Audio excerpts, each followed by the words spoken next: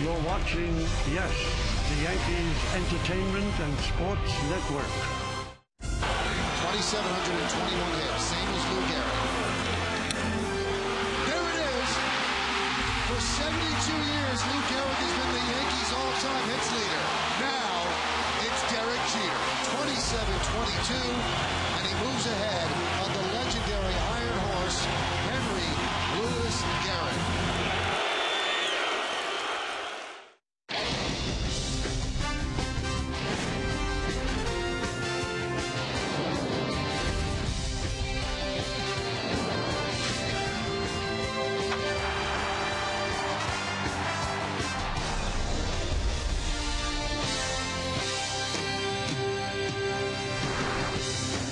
Well, for most of this week, it's been about Derek Jeter and breaking the all-time hits record.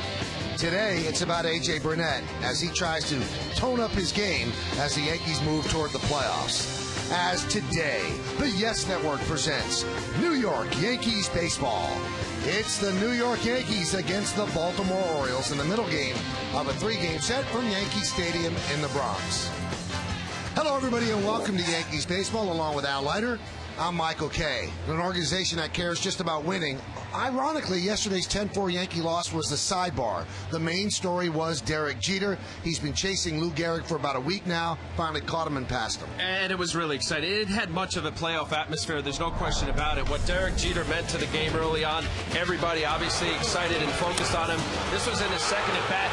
Chris Tillman hits a fastball away, Jeter-esque type swing and hit. How typical for him to go to right field. His family excited, high fives all the way around. His father Charles, along with family and friends in the box. And then there you see Jorge Posada and other teammates. And then later, what does he do? Same swing, a little further right center field, scoring Robinson Cano. What a night for Derek Jeter, New York Yankees, even though with the 10-4 loss. Good for Derek Jeter. And what a career it's been, and it's not over. These are the Yankees that have held that record, franchise hit leaders. Willie Keeler, Hal Chase, Wally Pitt, Babe Ruth, Lou Gehrig, and now, 72 years later, Derek Jeter takes first place. He has 2,723 hits. Let's look at today's New York Lottery pitching matchup. Brian Mattis will go for the Orioles. They like his stuff, 4-2, 5.26. A.J. Burnett for the Yankees, 11-8 with a 4.19 ERA. Well, now that Derek Jeter has overtaken Lou Gehrig, he's in the rearview mirror for a bit. Now it's about A.J. Burnett. How's he been pitching lately? We'll ask Al Leiter when we return right here on Yes.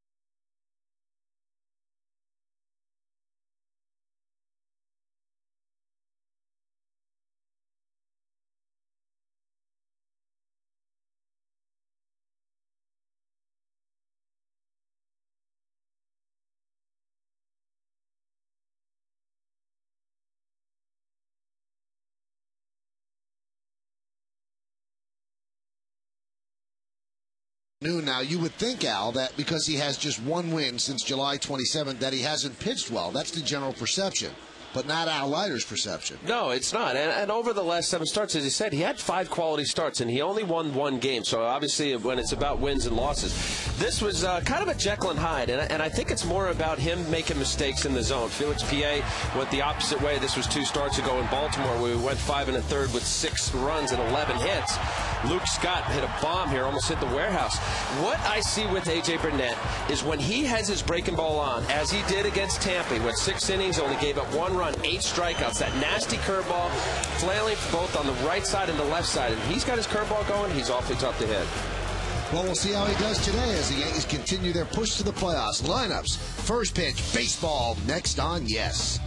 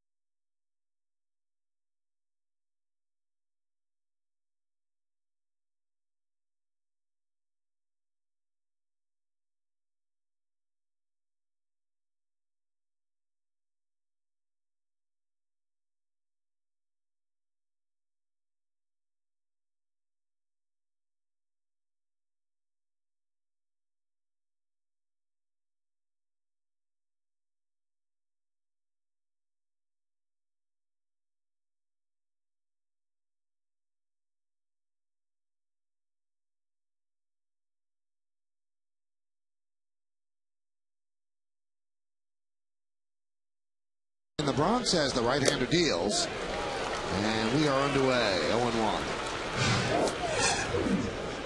On the mound, A.J. Burnett, be his 29th start of the year, coming off a good start against Tampa Bay, the 176 innings, 162 hits to walks, hits innings ratio. Good statistic right there.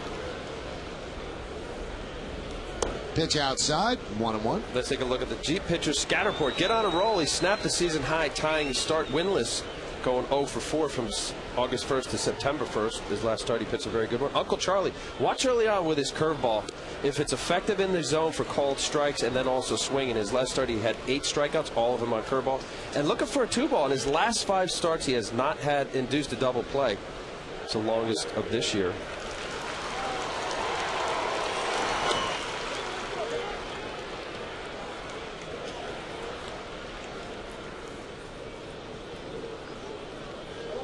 All right, Roberts, their big catalyst, has signed a 4-year deal, 50 doubles. Third time in his career he's done that, the 3-1. 3-2. Let's look at the game time weather conditions presented by Bigelow Tea. 66 degrees, high humidity, 9 miles per hour is the wind. The forecast is for a chance of showers. The Yankees have actually endured 15 rain delays this season for a total of 22 hours and 22 minutes lost to nature this season. 3-2, and there's a base hit. So Brian Roberts is on. Nick Swisher gets the ball in quickly. So Roberts with a leadoff single. Take a look at the Orioles' entire starting lineup, which is presented by BMW. We've already seen Brian Roberts lead off. Then it's Jeff Fiorentino in center. Nick Markakis and bright good numbers against Burnett. Nolan Rymore will clean up. He's in left field. Luke Scott the DH. The rookie Matt Wieters catches. Ty Wigginton, the third baseman, bats 7th. Batting 8th and playing first base.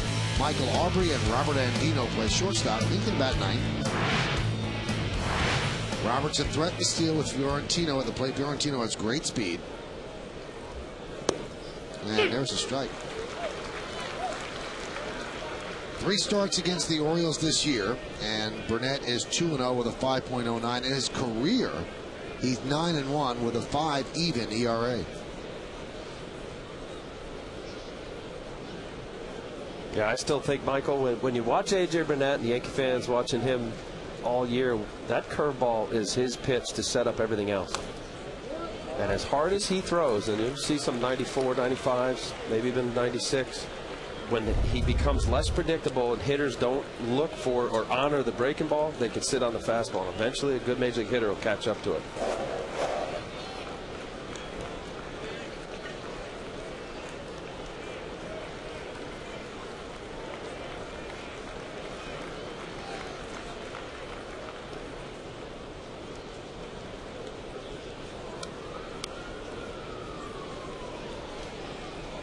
Yeah, Fiorentino, one of the young players that obviously the Orioles are out of it, 57 and 83. They locked down last place in the AL East.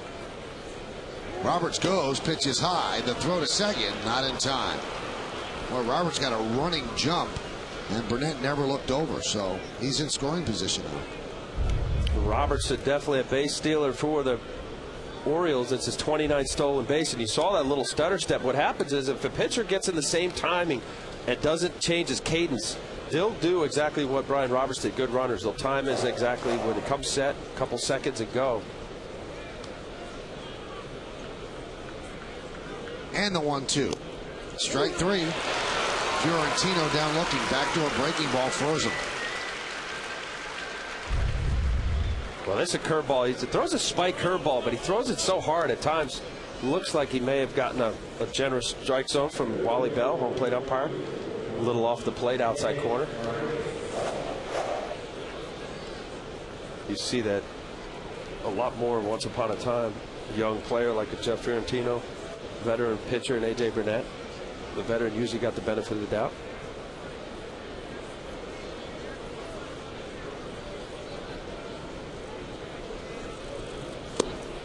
And there's a strike to Nick Markakis.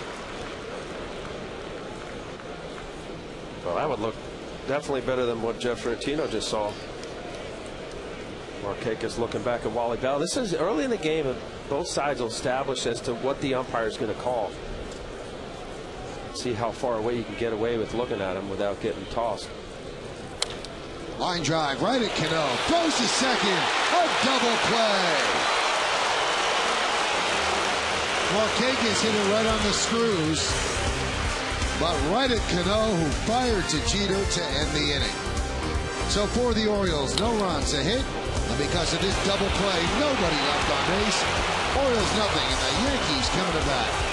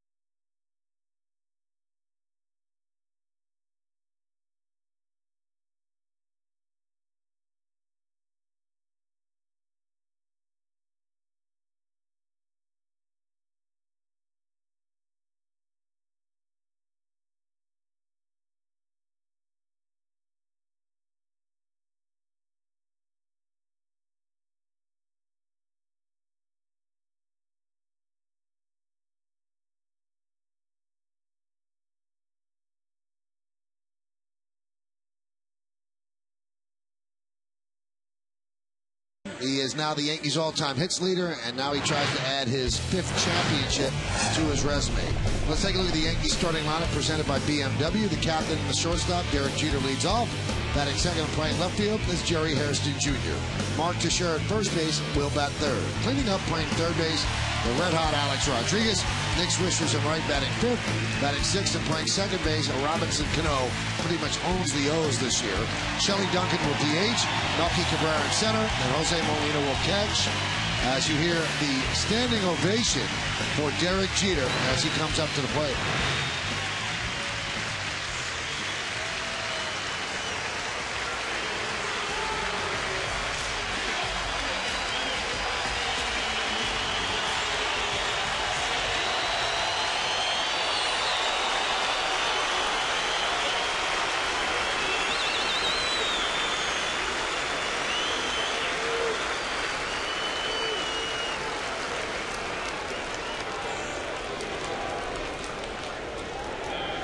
So Jeter digs in.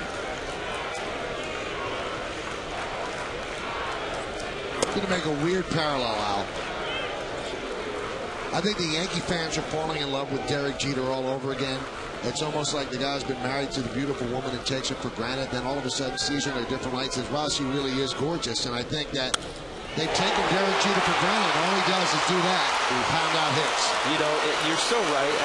What he's meant to this organization and the captain and on and off the field and everything that has led up to this breaking of Lou Gehrig's Yankee all-time hit record. But that's exactly what he's done his entire career. And sometimes you forget what you really have. You become so accustomed to seeing greatness in many of the players, but certainly Derek Jeter heading up this cast of all-stars and future Hall of Famers on this roster at the Yankees now. Fun to watch and fun to be part of history.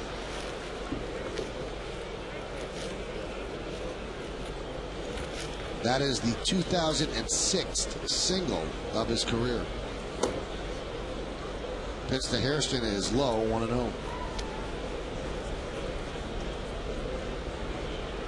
34% of his hits have been pulled, 29% to center, 37% to right.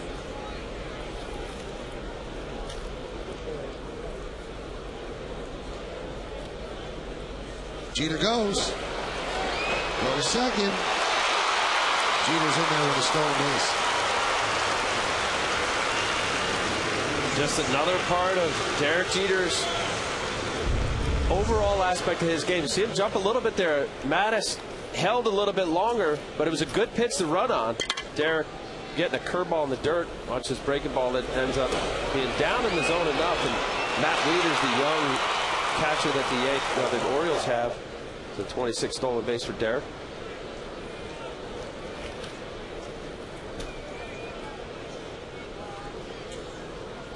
You know, we showed those spray charts right there for Jeter. He has 915 opposite field hits in his career. Now, that's the highest in the majors since 1995. But the amazing thing is, the second highest is Pudge Rodriguez, 740. So he's not even close. That inside-outside swing is just the thing that does it for him. Nice bunt by Hairston as Jeter will move to third.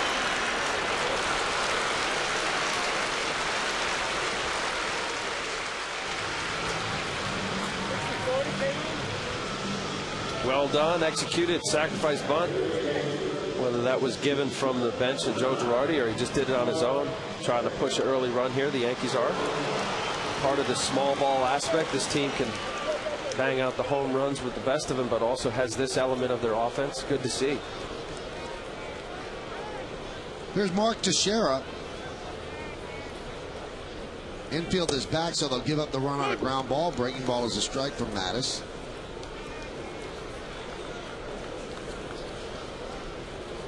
Teixeira 6 hits in his last 18 at bats and 8 for 24.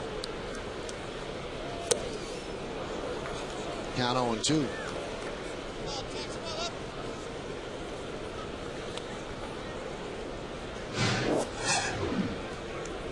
.106 ribbies, that leads the league. 35 home runs.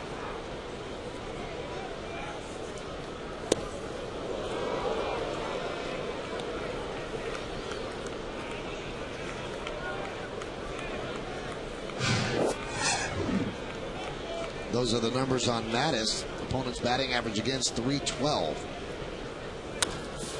High fly ball, center field. Tagging is Jeter. Fiorentino makes the catch and the throw.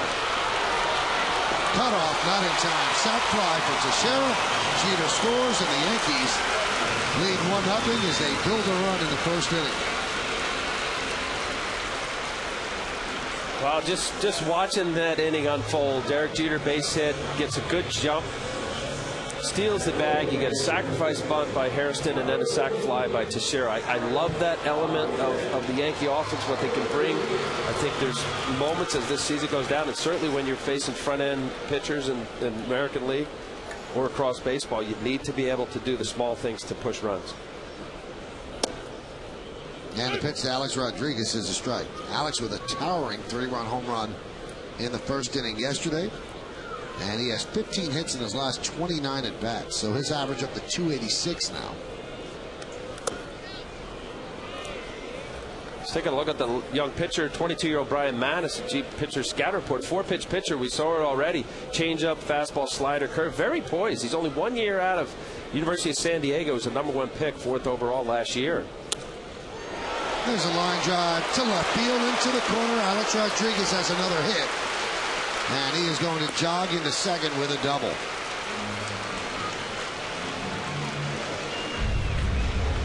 Alex getting this changeup down and away. Front end was open enough a little bit, but he is able to pull his hands back through the zone. Good hitting based on seeing the ball, carrying it deep in the zone. I mentioned about Brian Mattis' last point about being a strike thrower. Is only 12 walks, and poise that this young man has shown. Everybody around Baltimore covering this team and the coaches, they just really think this guy's going to be a special pitcher, including that manager right there, Dave Tremblay. Well, he's come quickly as well. This year in A-ball and AA combined 11-2 with a 1.91 ERA, 121 strikeouts in 113 innings. So he conquered 2 levels, and now the Orioles have him up here in the bigs. With that double, Rodriguez now 11 for his last 19. Here's Swisher. And there's a strike.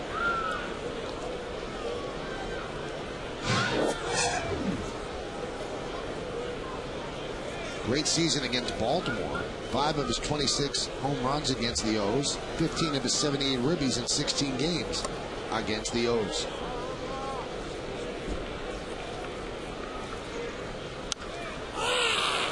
Towering fly ball to center field. Jeff Fiorentino settles underneath it, and he will put it away for the final out of the inning. But the Yankees lead 1-0, and they built the run the old-fashioned way, a little ABC baseball.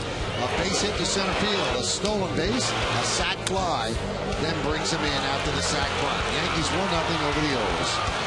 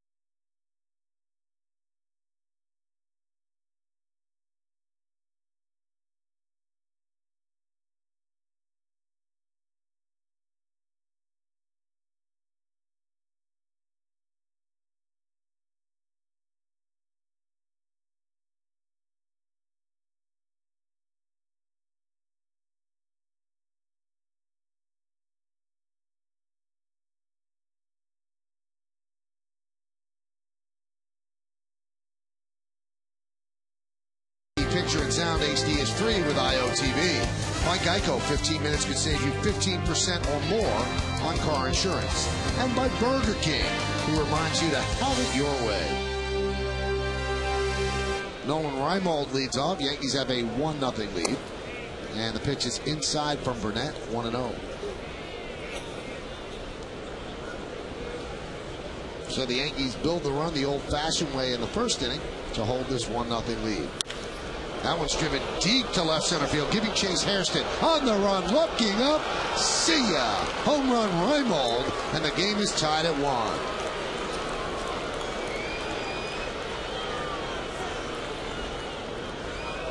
Well, Nolan Reimold is one of the young players that this Oriole franchise is looking forward to in the future, and that's a reason why, one of the reasons why he leads all the American League rookies in home runs. He had 14, now this is his 15th. Fastball right down the middle, 1-0. Heater from AJ, just trying to establish strike zone. He likes the ball out over like most big guys. Sending it into the Oriole bullpen. Here's Luke Scott. Scott hit a monster home run off A.J. Burnett in the start in Baltimore. Almost hit the warehouse down the right field line.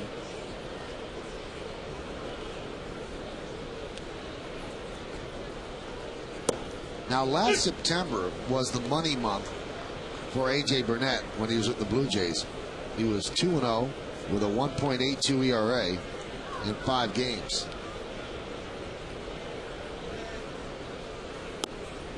And there's a strike. That home run by Reimold, the Orioles' first home run since Saturday against Texas. So it snaps a streak of 42 2/3 innings without a home run. And Scott goes down on strike. Second strikeout for A.J. Burnett. IOTV offers you incredible HD picture and sound. HD is free with IOTV, the official HD service provider of Yankees baseball on Yes. Now, A.J. Burnett has never in his career pitched in a postseason game. Now, he was on the Marlins in 2003, but he was on the DL throughout their championship run. And you wonder, Al, you know him. Is he the type of guy that will handle postseason pressure? Well, the only way you know, Michael, is how you experience it by going through it. And the only concern is that when he gets in trouble, there's a changeup right there. He's primarily a two-pitch pitcher, and I know I beat it to death. There's Dave Island, the pitching coach, is that he is most effective and most dominant when his curveball is thrown for a strike and he utilizes it early in the count and put away. His last start against Tampa, he had 8 strikeouts, all of them on the curveball. 7 of them were swinging, 1 caught looking. And why I say that, because there's moments in the postseason where you have to have other pitches to go to. And if you have your B game, or your A game's not on, you got to go to your B game, and you're resorting to 2 pitches, and one of them is inconsistent. He's got great stuff. There's no doubt about it, that he's a plus-end stuff guy across baseball. And it'll be interesting to watch how he handles when his command is off, as it is in this at-bat against Matt Wieters, and also missing location-wise. And he's a gunslinger. You don't want to take that away from him, but get a little careless in the zone. And when you get careless in the zone, as a power guy as he is, and you miss with your fastball, and that's all they're sitting on, sometimes you give up long fly balls like you just did against Nolan Reimold. All right, now, this is the one pressing question for me when it comes to A.J. Burnett. You look at his stuff, it's filthy. Ball players marvel at the stuff that he has. So my question is, Al, why is he only 98 and 84 in his career? Inconsistency. Some point, and I do believe what A.J. experienced with Roy Halladay, and just watching Roy Halladay with the Toronto Blue Jays and how he handled himself at work, you eventually evolved. And I think A.J.'s not there yet. I mean, he definitely had a breakthrough year last year, almost winning 20 games, and end up having the numbers to correlate. And that's important for guys that have always had great stuff. Man, A.J. Burnett, he's got unbelievable arm when he puts it together. And he did last year. Actually, for the first time in his career. 18 and 10, yeah. 4.07. So then there's something to build on. Obviously, got a nice contract with the Yankees. Everybody in the game loves his stuff. I think he's not there in the sense that you have to identify when your fastball's not on, at least command-wise, or even velocity, that you have to have the confidence in your other pitches. And I think that is fleeting for him. It comes and goes. Here's what concerns me, though, Al. He's 32 years old. And, you know, the old Bill Parcells line, you are what your record says you are. How come he hasn't found consistency yet at 32 with the stuff that he has, which is really great? And this is his last 4 seasons. Well, I have to go. I was one that it took a while to figure out. I never threw 95 to 100 miles an hour as AJ has. There's a base hit for Ty Wigginton. I think there's another element to the game, and I don't want to keep going back to Roy Halladay, but I know he's a big mental guru kind of guy, with the mindset and this pitch and this moment. And I think if you watch AJ's games, where you just get a little careless. This was a tighter breaking ball, may have been a slider middle of the plate, and that's it. The execution of making your pitch, and we could watch these games enough to where, is it on the corner, is it close to the corner? And of course, AJ, because of his stuff, he doesn't have to lay on the corner as much as a guy throwing 88 miles an hour.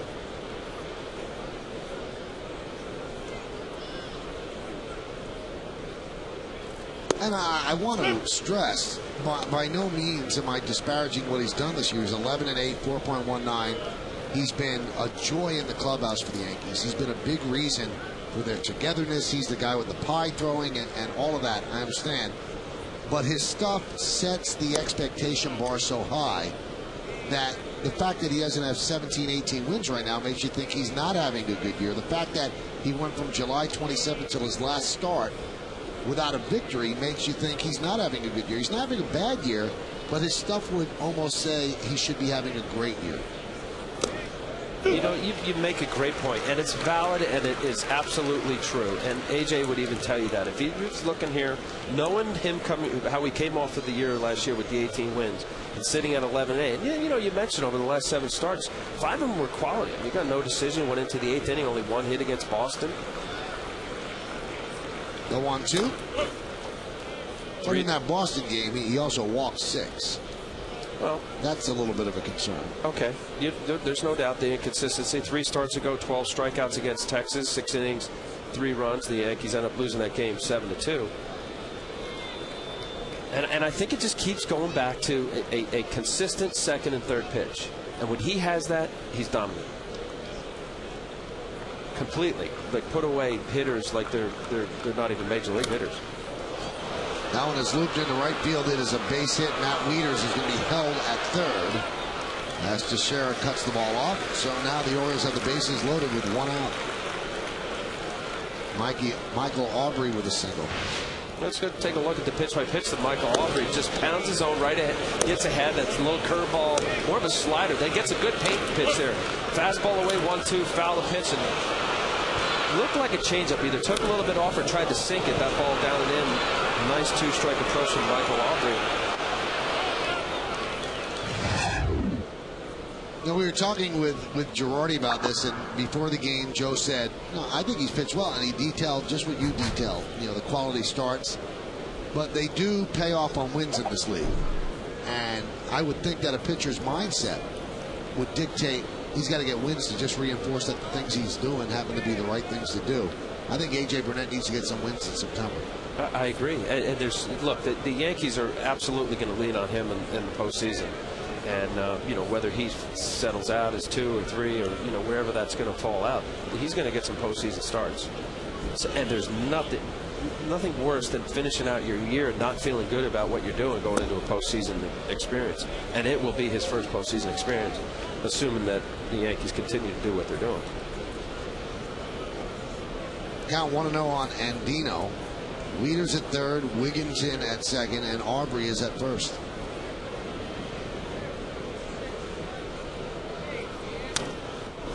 Count 1-1.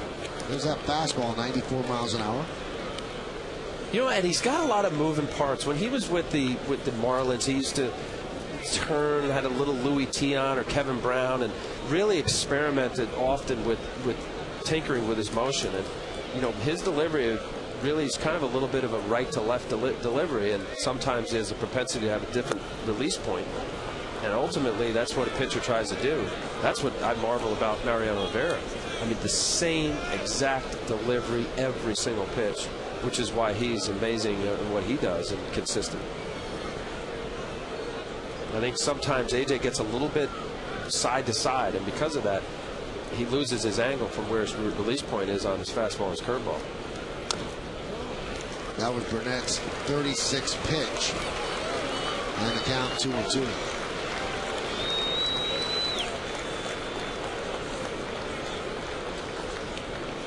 .23 strikes.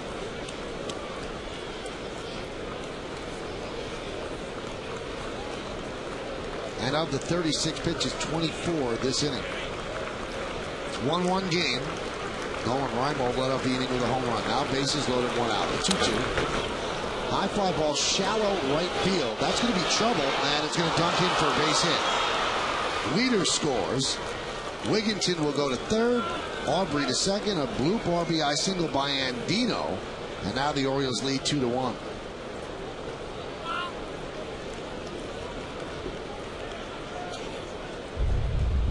Well, Andino getting his fastball middle of the plate. Looks like a good pitch to drive. Just actually peels off of it.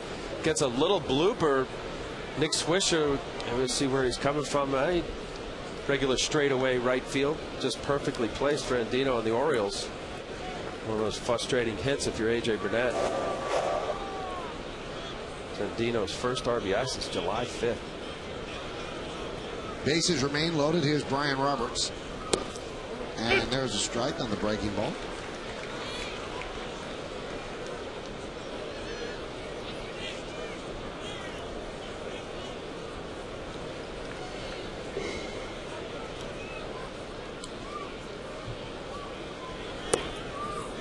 Another breaking ball, too far inside and low on the count, 1-1.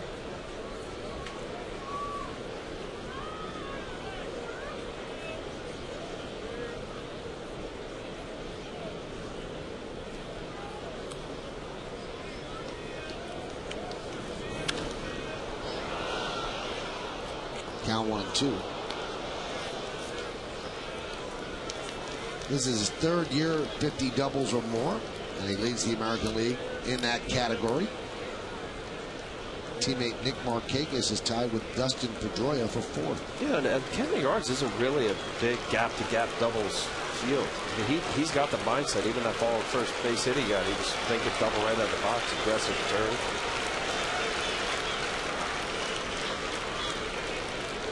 Check out the umpires today. Wally Bell's behind the plate. Marty Foster at first. Mark Carlson at second. And Kerwin Danley over at third. And Wally Bell is the crew chief.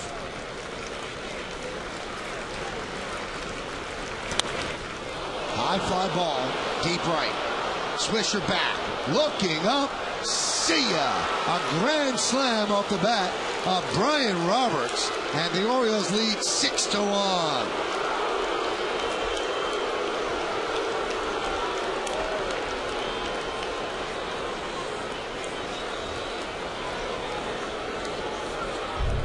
Well, Roberts getting a fastball down and in. That's a spot where most left-handed hitters love that area. Ball, generally what you try to do is to get up and in on the hands for A.J. Burnett's sake. It's his 15th home run of the year. 14 of them have been as a left-hander, Brian Roberts. And the pitch Fiorentino takes for a strike. And for Brian Roberts, his 5th career grand slam.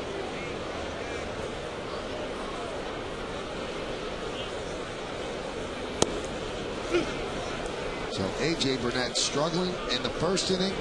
2 hard hit balls. He did strike out Fiorentino looking, and this inning it's kind of unraveled. Slap the other way, giving Chase Hairston into the corner, and it hits on the top of the wall, foul.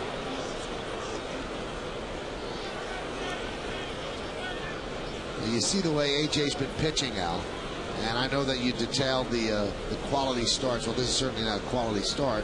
Andy Pettit has been great. Yesterday he was not great, although he left after 5 innings with a lead.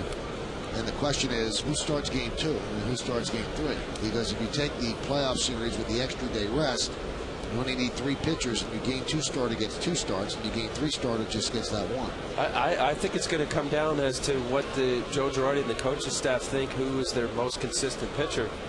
Well, it's got to be Andy Pettit. Well, I think there'll be a matchup issue. Looks like if the playoffs were to start today, it'd be the Tigers.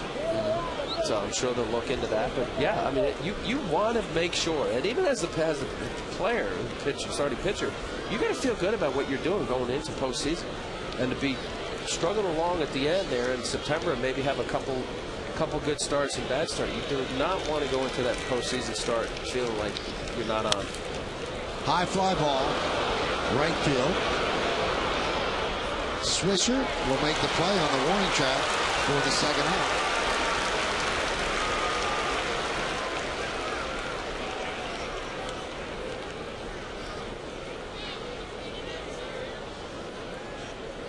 I mean, so far, I've been watching velocity-wise, it really becomes a command issue.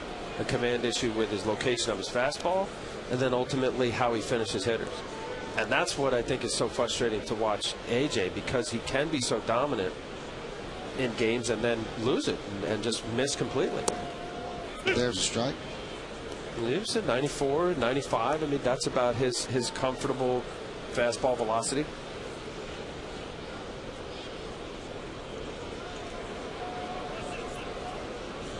the 0-1. 1-1.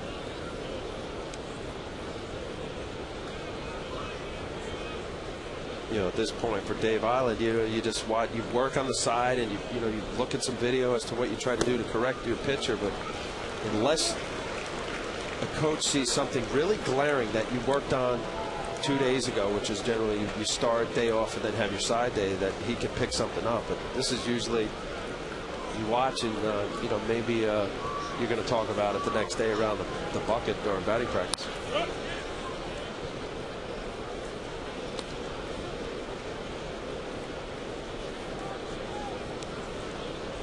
50 pitches, and he has really built up a high pitch count this inning.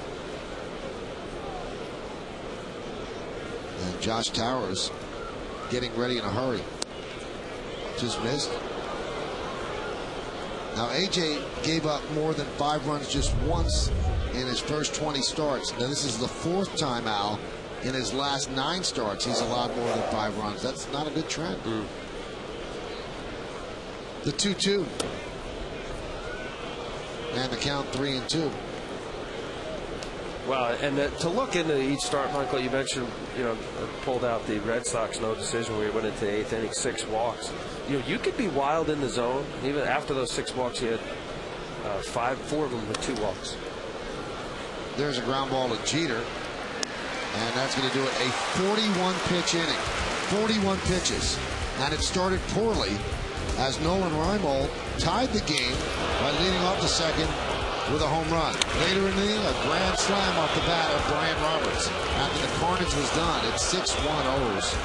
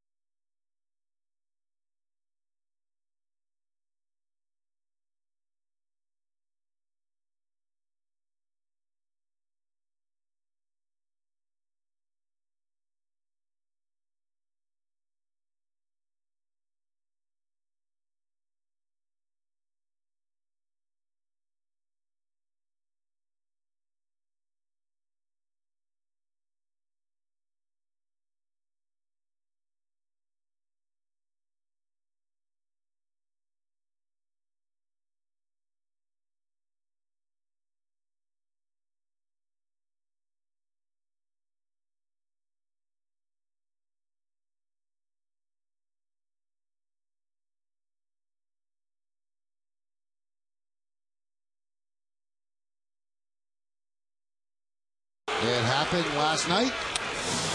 Derek Jeter with that patented inside-out swing breaks the tie with Lou Gehrig and stands alone on the Yankees' all-time hits list. Got a huge, rousing ovation from the crowd over 2.5 minutes, and it would have gone longer, but they had a baseball game to play. That is our G moment. Well, now the Yankees have to think, gee, why is A.J. Burnett struggling so much? Gives up 6 runs on 41 pitches in the second inning. So the Yankees have a bit of a mountain to climb. And the 1-0 to Cano. 2-0.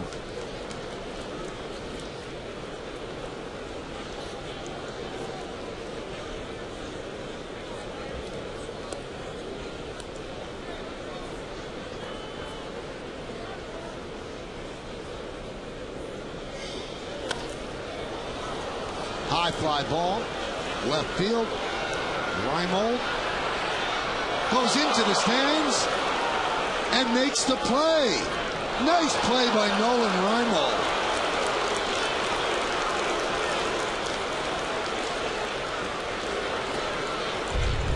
Wow, this is an effort right here from the young rookie.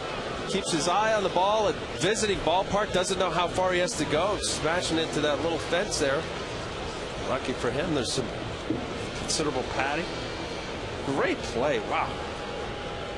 Showing the umpire that he held on to the ball. All out effort. That's what they love about this young man. He's actually got a frayed tendon in his Achilles, and they said that he needs some sort of surgery, but is still able to obviously run around the way he's doing to finish out the year. But you talk about a gamer.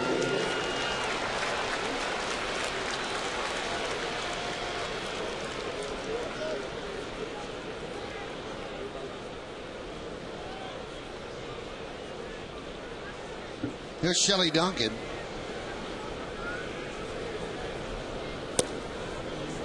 Shelley has spent most of the season, except for a day in Chicago in AAA, and was the International League MVP. Yankees called him up, and the next day he was sent down, but at least got on a Major League dental plan. The 1-0. And the count 1-1. Then medical? Yeah. And that means a lot. You know, we're kind of saying it flippantly, but it really does. The Major League Baseball players, if you're on the roster, have a tremendous medical plan. What a year for Shelley. What a reward, too. He, a couple years ago, came on and did an excellent job for the Yankees. And, you know, sometimes you get labeled as that 4A player, but for him to do what he did for Scranton and be rewarded with the call-up. And as Michael said, he was called up for a day. And if you're on a minor league roster, it's different than obviously the major league players, not only in salary but benefits. And you spend one day in the big leagues, you're part of benefit plans and other perks. Strike 3, Duncan down looking. Let's take a look at tomorrow's starting pitchers, brought to you by Verizon Fios. This is Fios, this is big. Jeremy Guthrie, 10 and 13, 4.96. And CC Sabathia, 16 and 7, 3.40. We have the BP show at noon. We have the pregame show at 12:30, and first pitch will be right around 107, 108. CC will be pushing down September for Cy Young Award consideration. I put Zach Greinke along with Justin Verlander in that talk.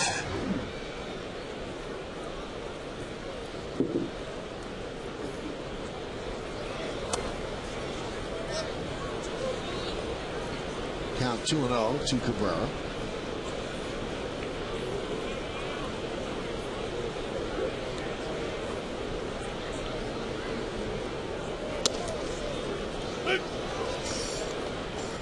Mattis just throws just hard enough that, you know, when he was drafted, they said, "Oh, wait do you see the poise of this young man? He's got a great curveball, a great changeup." And you think 4th overall in the draft, you want a good fastball. But I could see why the Oriole coaching staff is excited about him, because at this age and not that much experience in college last year, Dave Tremblay said, "You flinched, Wally." Home plate umpire. Count 3-2. And you just don't see that. But you know, some pitchers, when they have to pitch for all the way along, you know, little league, high school, college, they really understand about location and changing speeds. Grounded to second. Roberts is there, and Mattis works a 1-2-3 second inning in stark contrast to the top of the inning. Nice play by Reimold as we go to the 3rd.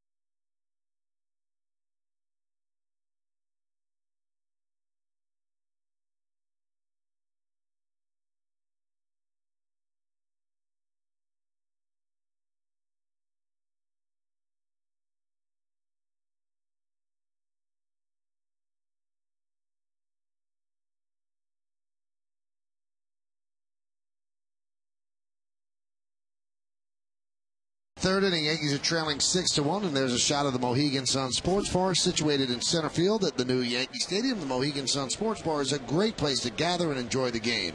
Mohegan Sun, a world at play. 6-1. Orioles lead, and Burnett deals, and Reimold swings and misses on the Modell scoreboard. 6-6-0, leading 1-2-0. Modell's the official sporting goods retailer of the New York Yankees. Now, one thing that this start tells you, and maybe finally it could put to rest people that are always looking for scapegoats. Well, the reason that A.J. Burnett hasn't been pitching well is Jorge Posada behind the plate. You know, obviously they don't have a good rapport. He keeps shaking him off. They should use Jose Molina. I mean, that's all I hear, Al, on the talk show that I do. That's all. Well, here it is. Jose Molina is a great defensive catcher, and A.J. Burnett has had a terrible game. So is it the catcher or is it the pitcher? It's the pitcher. Come on. Look, catchers, and I'm a little bit different because I went into scouting reports, Michael, a lot different than a lot of pitchers. Their pitchers are just would rely on the catcher, which is fine. As Reimold could not hold up. Marty Foster, first base umpire. It's a suggestion. You go through scouting report. You sit down.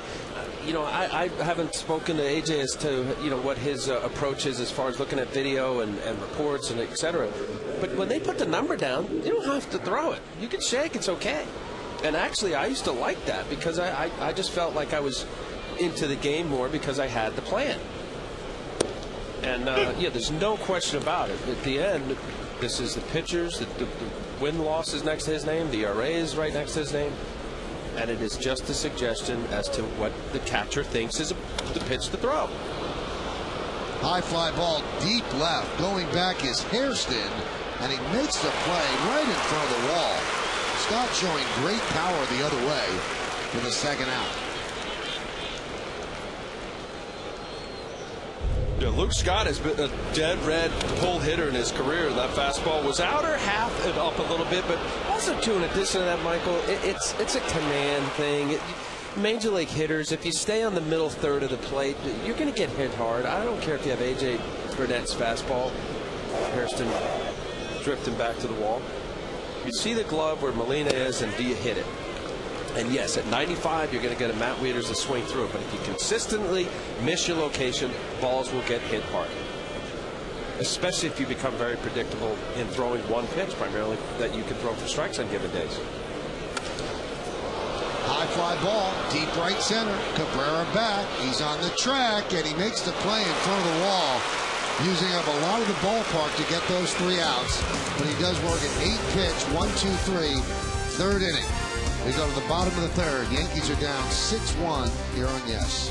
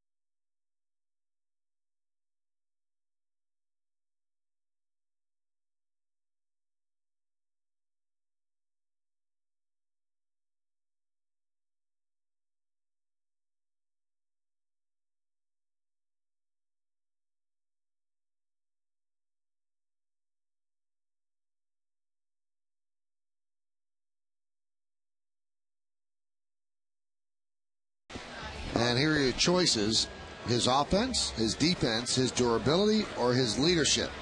You can text your vote to 58772. Standard text messaging rates apply. Good question.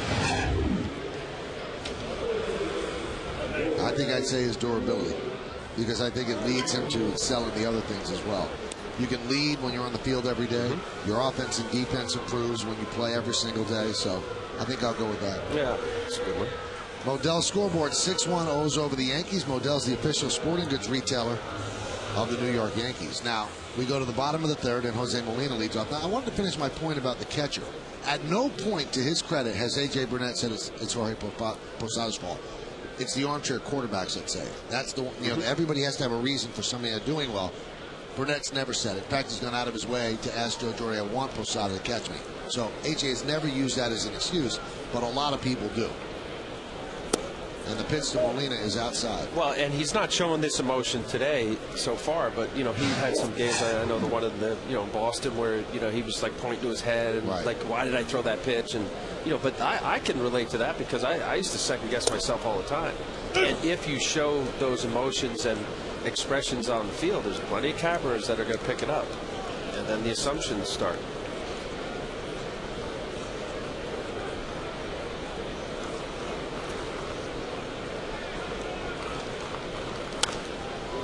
Molina fouls it away. Molina 6 hits in his last 18 at bats, hitting .248.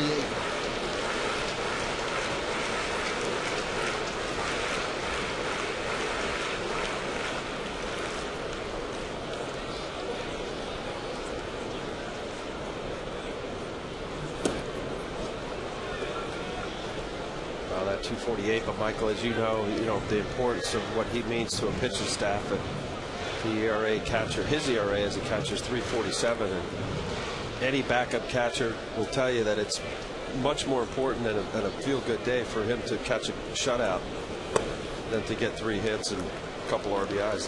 That's just the way they're conditioned over the years.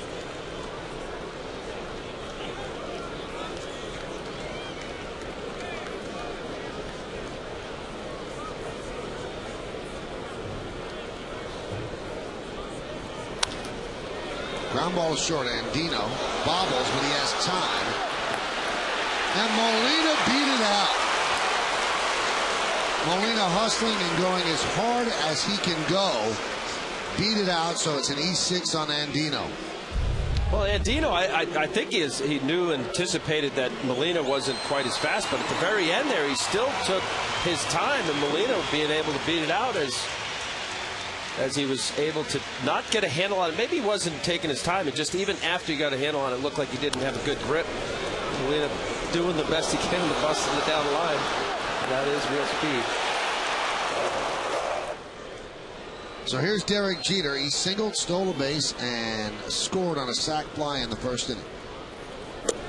And Derek, seeing that Wigginton is way back at third, shows bump of the pitch outside.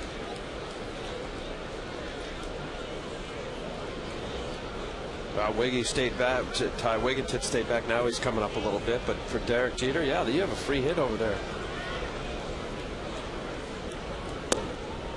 Now he's showing Jeter that he's up. And then when the pitch is about to be delivered, he backpedals about 5. So that's where he ends up. So Derek, if he gets the bunt down, is going to get a hit. And that was a hit that broke the 0 for 12 slide for Jeter. He laid down a bunt, and everything fell into place. So now the count 3-0 on Mattis.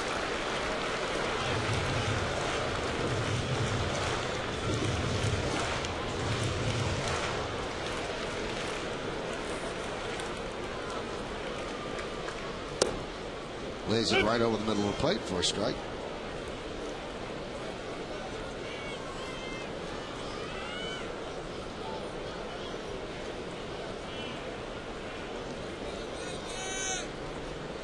Molina leads off first. Got a live 92. He's thrown it past people.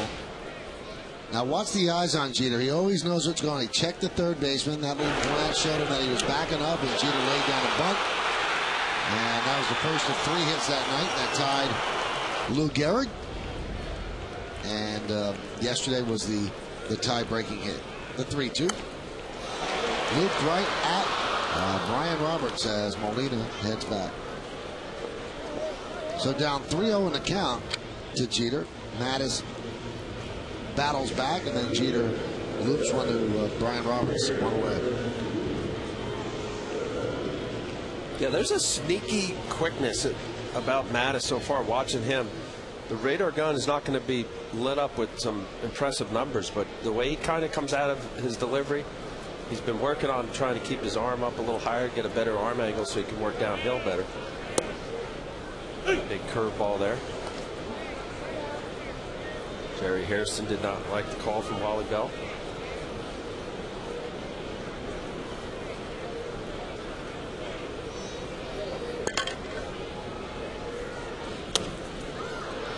Popped up. And Michael Aubrey makes the play for the second out.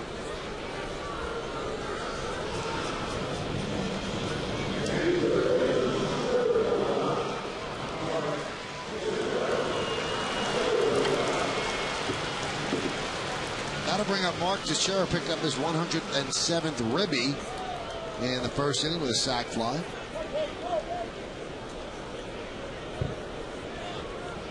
Orioles lead 6-1. We're in the bottom of the third inning.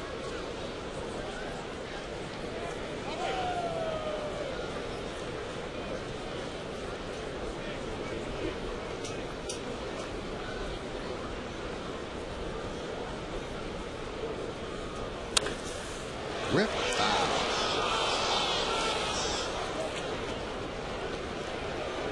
Lights are on here at the stadium. They have been since the first pitch. It's an overcast day. The sun nowhere to be seen. Yesterday, pretty much a miserable day throughout. And the start of the game yesterday delayed an hour and 27 minutes. And then later on, a long rain delay in the 7th inning as well. So it was a late night for a lot of people.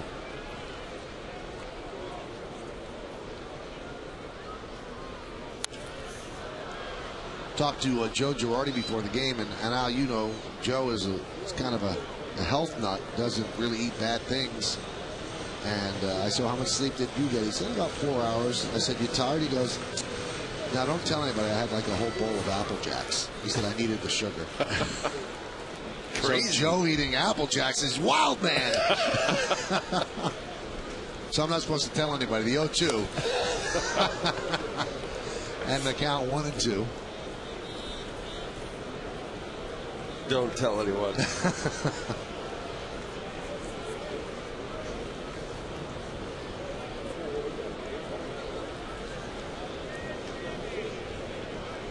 And the 1-2 pitch. Grounded foul. Well, also, he took all the starters out except Gardner, Melky, and Matsui, and they were allowed to go home. Did a little post-game interview during the rain delay.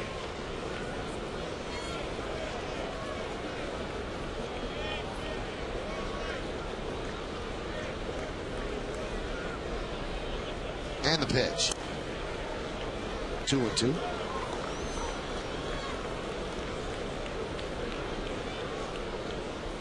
Have you ever had Apple Jacks, Al? I don't like Apple Jacks. Really? Yeah, I'm a Lucky Charms guy. Yes, you are. The marshmallows. You've had Lucky Charms, have you? I like Fruit Loops. You are. Yeah. That one's grounded softly to third. Wigginton. And that'll do it. So the rookie Mattis survives the E6. No runs, no hits, 1 error, and 1 man left. We go to the 4th at 6-1 O's.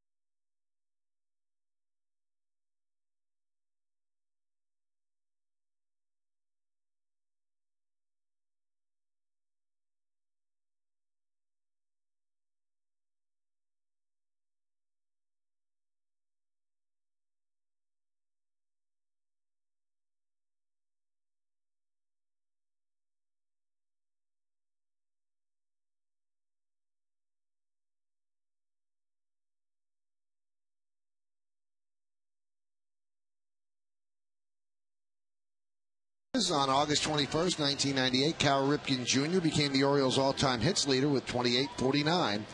Which Oriole did he pass? Do you know this, Al? Uh-huh. Really? You sure? No. Well, get a bowl of Lucky Charms and see if you can jumpstart the brain cells. Okay there, Fruit Loop. Here's Ty Wigginton. Bottom third of the Orioles order. And a high fly ball. Shallow left. Hairston. Wow, Wind really took that for the first out. Flags are blowing straight in, and it seemed like it affected that one. What's deceiving, too, is we just saw the flags that just kind of gently blowing in the wind, but this is more than a gentle wind. Anytime you see the outfielder there, Jerry Hairston coming back, he's saying, hey, wait a minute, where are you, Derek? Well, up there's a little different. Pushing in hard. It's a factor early on. And Aubrey fouls it away.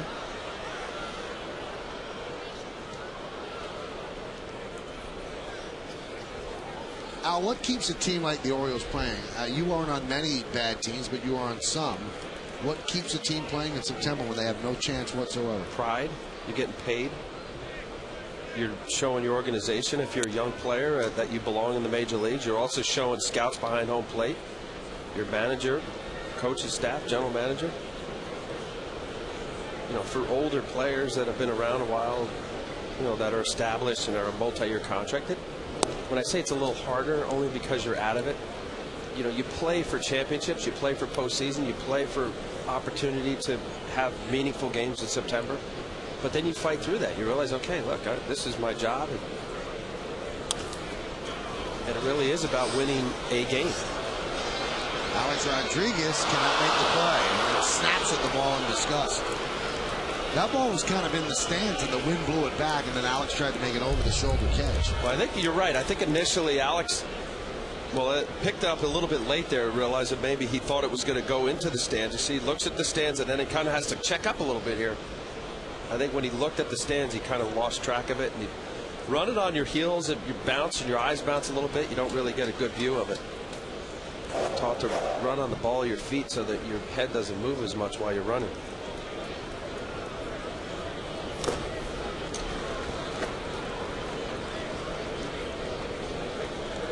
I also think, Michael, you know, if you look at the lineup today, Brian Roberts, Nick Markakis, Luke Scott, Ty Wigginton, the rest of the guys are either rookies or close to it.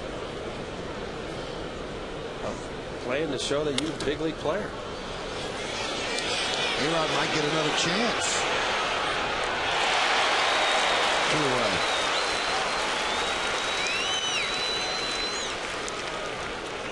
Well, as the playoffs get closer, you don't have to miss an inning with live Yes Network games on your PCs and laptops. If you're a Verizon Fios TV customer with Fios Internet who watches Yes, log on to YesNetwork.com, Yankees.com, or Verizon.net/yes to get more information and sign up for your subscription now.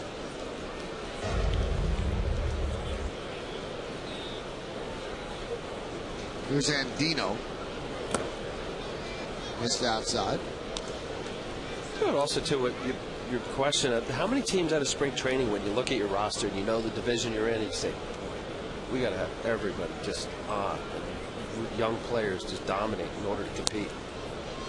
I mean, it's becoming less and less. You look across baseball, there's more 500 teams, and the fact that you have a wild card team, it's made it exciting for opportunities for lesser teams, or at least lesser payroll teams, to make it. That one is looped to right field. Coming on Swisher, and he makes the play. And Burnett has retired. 8 in a row. Another 1-2-3 inning, and did it on 10 pitches. We go to the bottom of the 4th.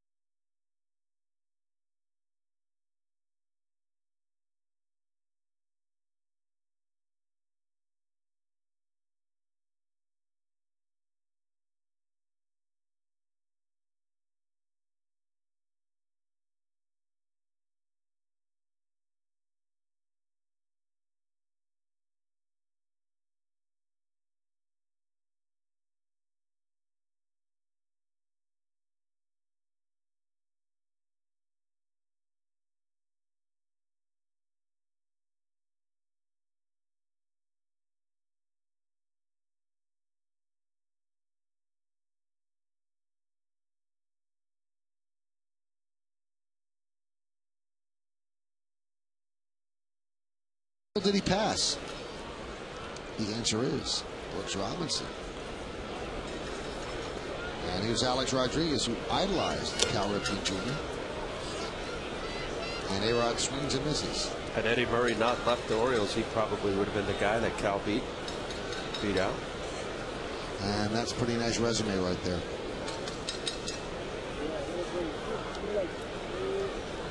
The Iron Man.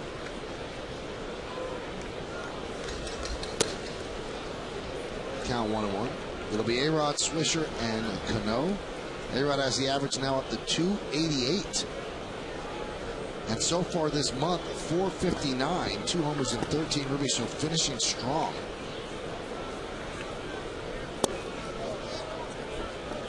Count 2-1. Alex Rodriguez in his last 65 games is hitting .332, 16 homers, and 55 runs batted in. High fly ball, right field. Markakis there. 1 out. And also since that time,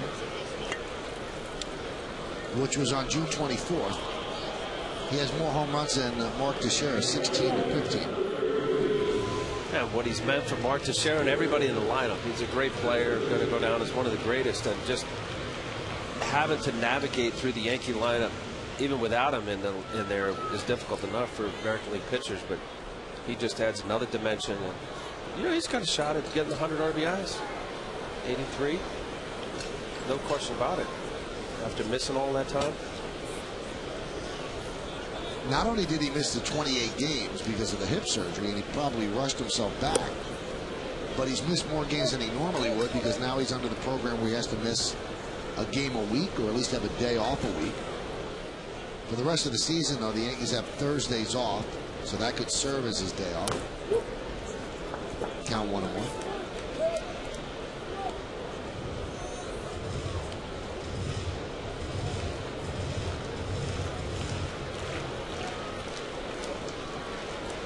So 20 more games.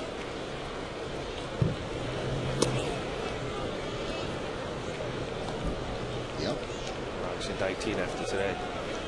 Yeah, he kind of have a RBI game. Yes, he does.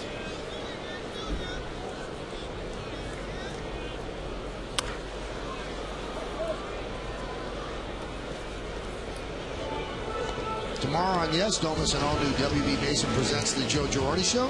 Get the manager's thoughts on the recent homestand. Plus, as the playoffs get closer, here are Joe's plans for the coming weeks.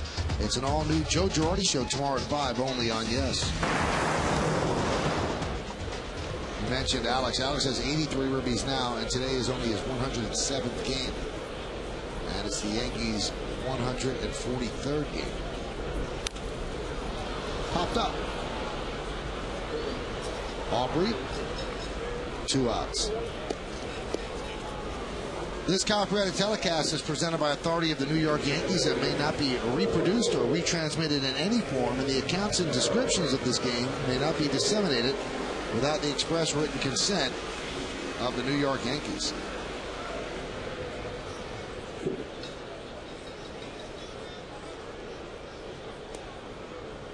Here's Cano.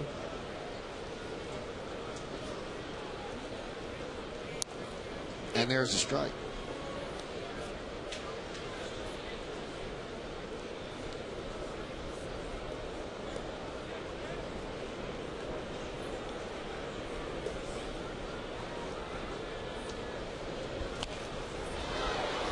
Sky to left, Reimold, and a 1-2-3 inning for the rookie Mattis. We played 4 here at the stadium, and the Yankees are trailing this one 6-1 as we move to the 5th.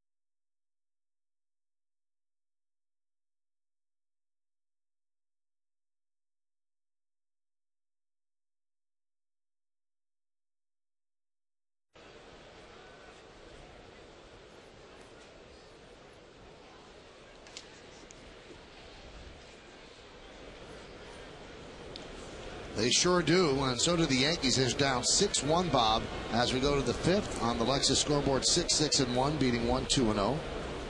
Brian Roberts has struck the big blow in this game, a grand slam in the second inning. Made a 2-1 game 6-1. That's where we stand right now. Roberts is 2 for 2 against A.J. Burnett.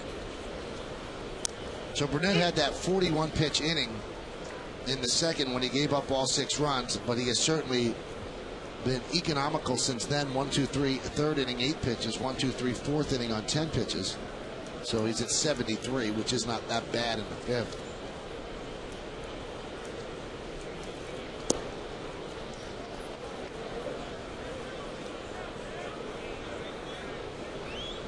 Yeah, well, it's important, Michael, for A.J. Burnett to find something out of a bad start. When you give up a 6 spot in the second inning, you try to find some good out of it. On the run is Cabrera. He does. He can't make the play. It gets by him, and it goes to the wall. And Brian Roberts is going to stop at second with his 51st double of the year. And he's a triple away from the cycle. Thought with Melky diving here, this is a changeup, which is only one of a few that he's thrown, 2 or 3 before that. Good hitting right there. Brian Roberts getting out of the box. Melky making a nice effort here, diving just out of the reach. Roberts realizing this, he looked like he contemplated a bit there to probably try to see if he could go for third, but with Hairston backing up nicely, chose otherwise. Here's Fiorentino. So that breaks a streak of 8 straight in a row for Burnett.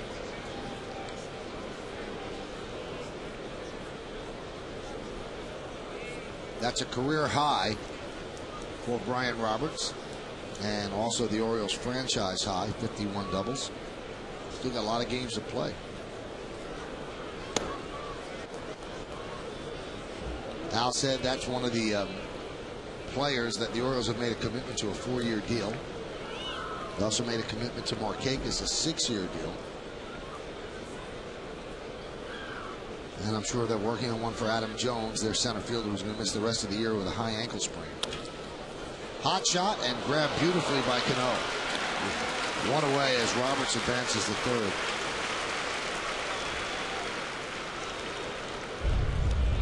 Fiorentino getting a pitch that he could pull to the right side of the infield. Robinson Cano making a nice play, backing up on it so that he gets a good angle.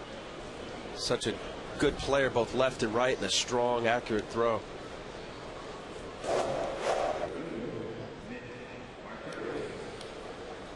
So now the Yankees bring the infield in, can't afford to give up any more runs. And Nick Markakis steps to the plate. He's 0 for 2, lined into a double play in the first and grounded to short in the second. And that one's grounded to Jeter. Holds the runner at third. 2 outs.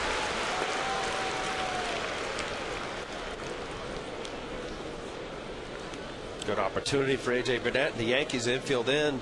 Across the board, Major League Baseball, the average goes up 100 points. Reimold in his first at bat, way back in the Orioles bullpen. 18th home run of the year, leading all American League rookies.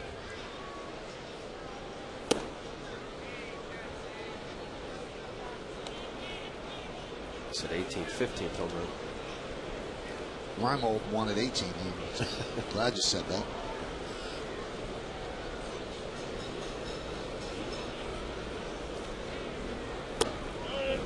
Check swing.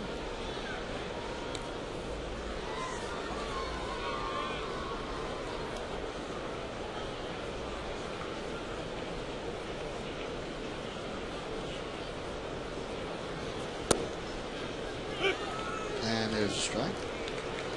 Good pitch, a fastball count. This good spot right here for AJ to work out of a situation where the run could easily have scored with the 1 out. Now with 2 outs, you're thinking holding him there. 2-0 curveball, throws for a strike, now comes back again with the same pitch.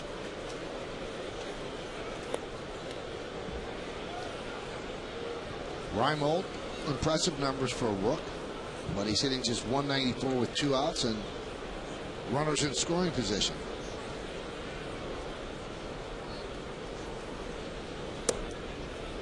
And he walks this time. Al, they say that those are the back-breaking hits for pitchers, though.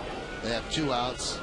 They want to get that out with runners in scoring position. If you can get that guy out, you feel better about things. He gets a base hit, it's a backbreaker. Well, and it's a money player. You're right. And what happens is when you realize it as a pitcher, that's your, not that you're not bearing down early in the count, but there's definitely a flow to an inning to where you throw in areas where you don't think a guy can hit out of the park with nobody on. You get a lot of easy outs that way over the course of a season. But then obviously with runners in scoring position, that's when you bear down, you focus a little different, you really pitch to hitters' weaknesses, and maybe you go out of your game plan a little bit and pitch backwards more often in those situations. As we saw with Reimold, he got behind 2-0 and then threw a 2-0 curveball for a strike, threw another one to get him in a bad count 3-1, just missing on a fastball away.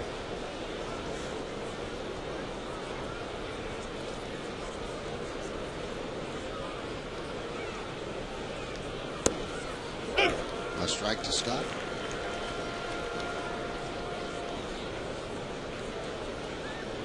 Luke Scott's, you see, again, same situation. AJ, fastball pitcher, behind in the count 1-0, comes back with a nice cold strike curveball, makes him much less predictable as to what he's going to throw.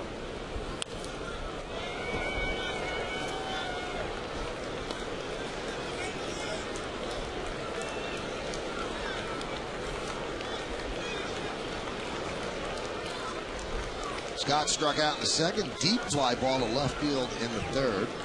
You've got Roberts at third and Reimold at first. 2 men out, top of the 5th inning. Orioles 6, Yankees 1 here at the stadium. And Burnett deals.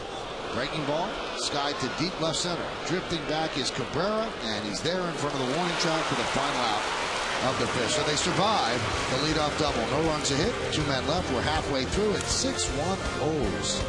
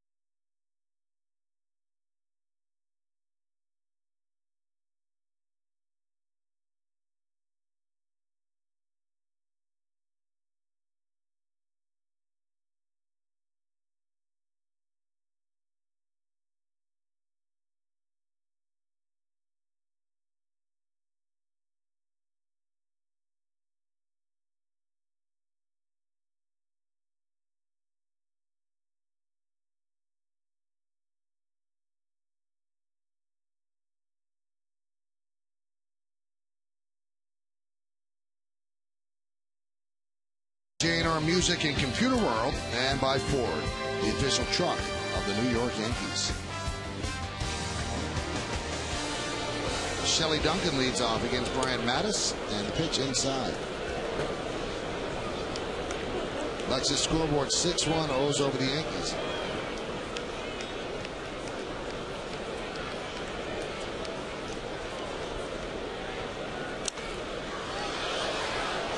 Popped up behind the plate, and Wieters gives it a look. I asked Joe Girardi this question before the game today, Al. I said that the Jeter attention was something that kind of wore off on the whole team. You know, everything was exciting. There was, as you said on the open, Al, it was kind of a playoff atmosphere here. And I was wondering if there was going to be a letdown now for the team, that they'd somehow have to find that motivation in other places. He said, no, I don't think so, because I thought that was a, he said, it's a personal record. He said, and it's a team game, which I understand. But I respectfully disagree with him, because I think that it's hard to recreate that sort of buzz that Jeter's record chase brought. And now that buzz isn't here today. You don't feel a buzz today. And how about the Baltimore Orioles are in town? Right. One of the worst records in baseball, certainly last place in the AL East with 57 and 83. Yeah, you know what? Well, Joe's obviously going to support his team and not have it be seen that it's not a matter of preparation. Popped up on the bat of Duncan, and a nice play by Roberts. But I think, to your point, it'd be hard not to. It was very exciting leading up to Derek's at bat, and ultimately his hit. And definitely the flash bulbs and everything to it had a playoff experience. But it's not long term. I mean, there's no question about it. Joe Girardi and the Yankees, they're 6 games up in the American League on the Angels with the best record in the AL, and they want to make sure that stays the way it is, so that they would have home field advantage throughout the entire playoffs. And with the AL winning the All-Star game, they would have the home field advantage in that as well. That is something that they could play for, and they haven't put the Red Sox to sleep yet. I mean, the Red Sox are not in good shape, 7 games back in the loss column, but the chase is going to be with the Angels. And the Angels are just 4 games back in the loss column from the Yankees. They come in on Monday to make up a rain out, and then the Yankees next weekend head out to the West Coast, 3 games against Seattle, and then 3 games in Anaheim. So it's going to be a double-edged sword for them, because not only do they want to hold off the Angels for the best record in the American League, which means they have home field throughout the playoffs, but I think it's a mental aspect too. Everybody says, well, they can't beat the Angels. Well, let's see if they can beat the Angels. They have 4 games left. So far, they're 2-4 in 6 games against them. And it does become a little bit of a mental grind when you know a certain team has beaten you, and you try to figure out different ways to change the formula, and you don't want to get caught up in that. Oh boy, the Angels, they got our number, or vice versa, however that is. And the Yankees have to not obviously have that creep in their head, but it's just a good ball club. Like Scioscia's always done things a little differently as far as. Molina lines one to center. Fiorentino makes the play. We'll celebrate the inaugural season of Yankee Stadium tomorrow, September 13th, when the Yankees take on the O's. The first 18,000 fans in attendance are going to receive a Yankees knit cap, courtesy of Starter. For tickets, log on to Yankees.com. Visit the Yankee Stadium ticket window, Yankees clubhouse shops, or call Ticketmaster at 877-469-9849. Here's Jeter. He's 1 for 2. Jeter needs 3 more home runs, and the A's would have 8 players with 20 more home runs, and that would be a new Major League record. Now they have 7, and that's tied a Major League record.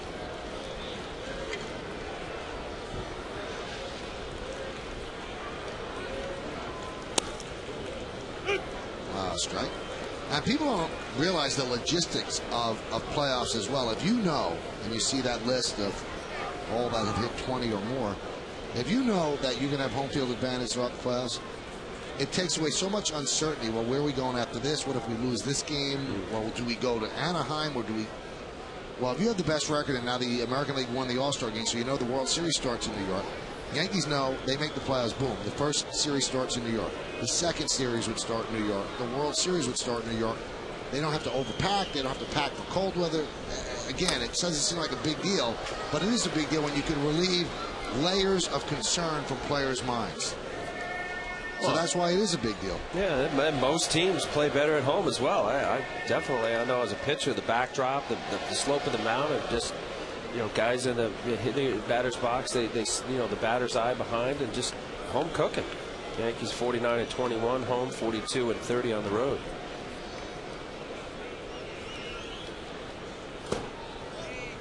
I mean, you look at some of your division leaders, Michael. The Tigers 45-23 at home, 30-42. Division leader, and they're 12 games under 500. Angels are about the same, 43 wins home, 42 on the road.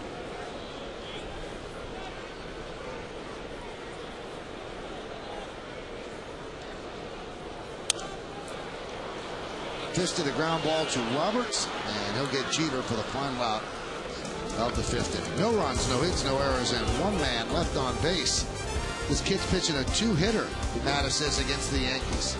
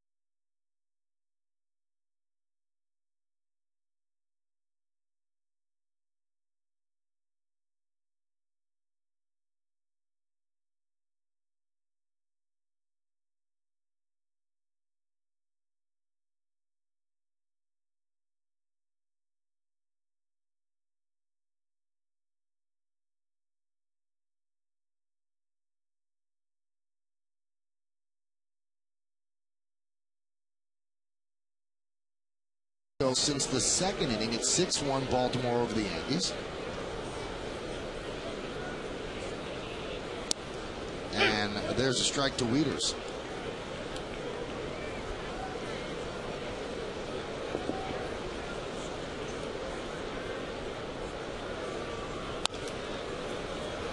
High fly ball, shallow left. And A-Rod makes a nice play this time.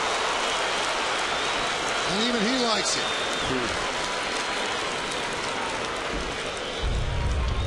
Nice play. Got an early look going to the foul territory area and just tracked it nicely. Oh, he's saying, oh, I got it. See Jerry Hairston not far enough away. Obviously, it's only going to be Alex's ball. He's fired up. That's great. Attaboy. Well, you know, A-Rod has that football background. Although he used to throw the passes, and Doug McCabe would catch him. That was like a first down. Wigginton swings and misses. Corner of the end zone, staying in. Yeah, keep the feet in.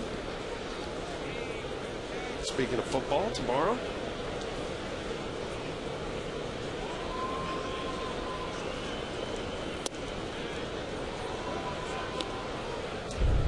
Go Big Blue.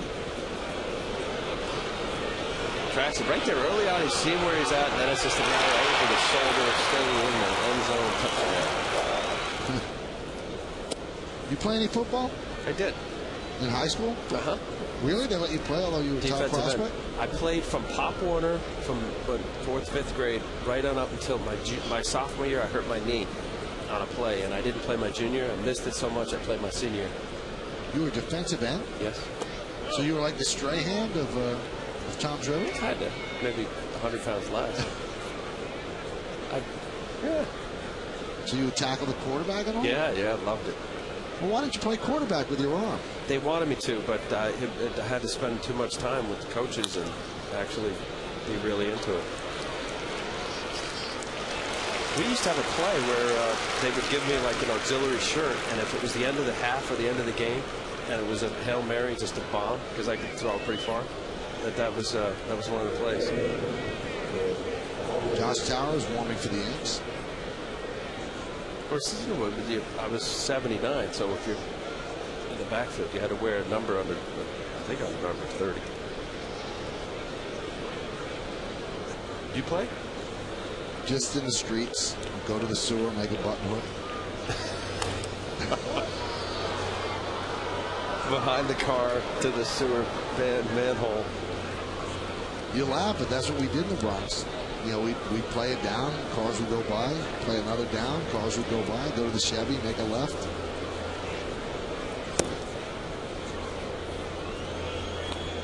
We do that in the suburbs too.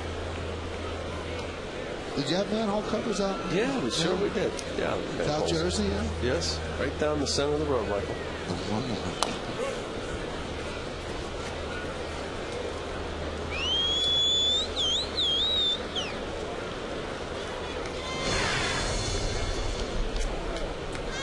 So you were deep, what, tight end or wide receiver? Quarterback. I had to get on. Get on now. 1-2.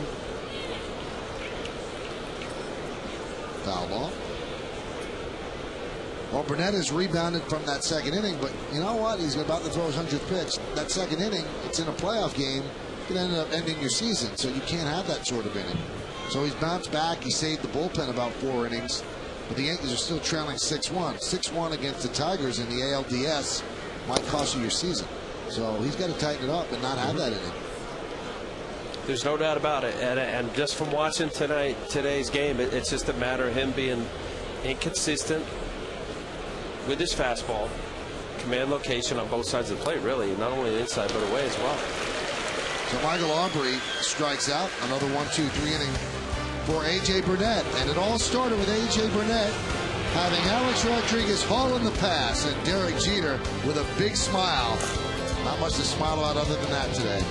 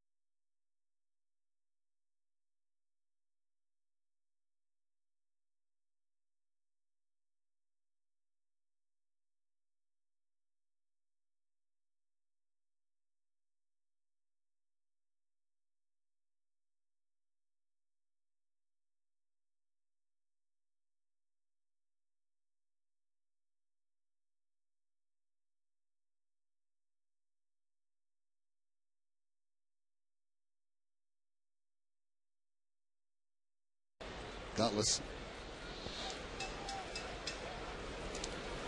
We go to the bottom of the 6th inning here at the stadium. The Orioles lead the Yankees 6-1. Brian Mattis has been impressive. He'll face 2, 3, and 4 in the Yankee order. And the lefty deals.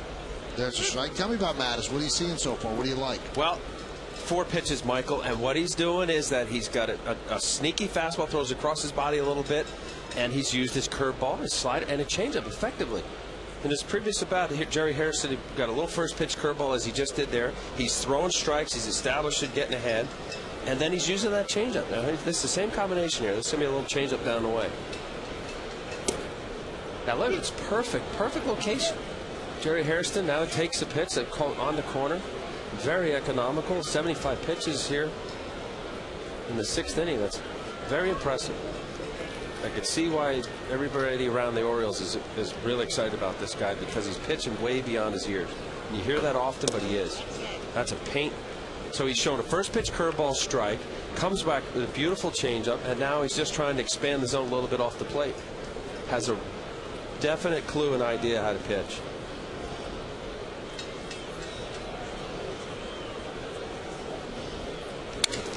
shattered bat and a ground ball to third. Wigginton gets Hairston. One away. Yankees Baseball on Yes is brought to you in part by your tri-state area Audi dealers. Audi, the official luxury vehicle of the New York Yankees. Michael K. fan club. There they are. You know what? Those people actually showed up at the center stage the other day. We taped 2 center stages, Smokey Robinson and Tino Martinez. And they brought me a gift. They said that we actually exist and we do like you, because I surmised on the air they probably don't like me. So these 4 right here? Yeah. And the young lady has the hair extensions in her hair.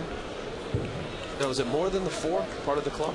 I think it's just 4. Just a very limited club. Well, your sister's probably part of it, right? Oh, is there membership? It's a different club. Yeah, and there's a high membership due you have to pay to me to actually be a fan. But they brought me a gift, and they really do know me, Al, because they brought me a shirt, and it said half full on it. They said, because, listening to you on the radio and TV, we know that you're a half empty guy. And I'm negative and miserable all the time. They're trying to get me to be half full. Excellent. You're a half full guy. I try to be. Yeah. Not lately, though. No. I think there's a little leak in the glass.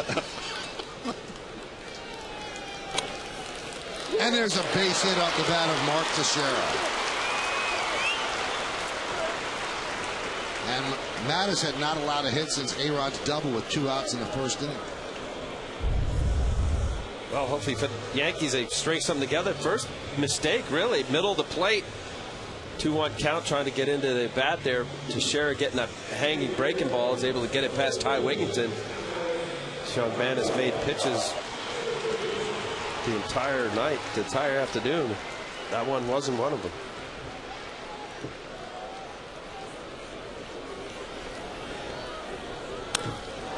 A-Rod hits one deep to center, but he just missed it. Fiorentino will make the play. Just got under that one. Wasn't able to drive it. Well, he's been coming inside on some of these righties. See that ball cutting a little bit. Alex knew it right away. Very effective for a left-handed pitcher. I want to take a look at the Coors Freeze cam. Right on impact, but that ball was on the inside part of the plate. He got out in front of his front foot, which is what hitters try to do to drive the ball, but it was just in enough for him to not get full extension.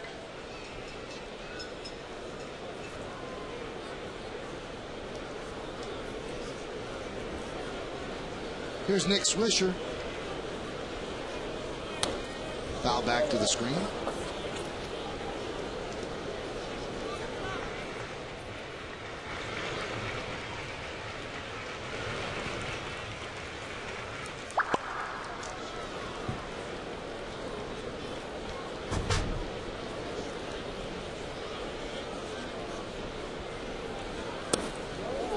And the count 1-1. We're in the bottom of the 6th inning here at the stadium. The rain, thankfully, is held off. There's rain in the forecast. The lights have been on since the beginning of the game. But nothing so far. The 1-1. Foul away. I was talking with the Orioles manager, Dave Tremblay, and he was telling me how he's really excited about Mattis. And he said, boy, I hope he puts out a good performance today here at Yankee Stadium. Obviously a young pitcher, but he's almost speaking on behalf of, we do have young players to look forward to, and this is one of them. And boy, here in this setting against a great lineup in the Yankees, I hope his game is on, and I think he's getting certainly that and more. As offensive as this Yankee team has been, this young man has pitched a very good ball game up to this point.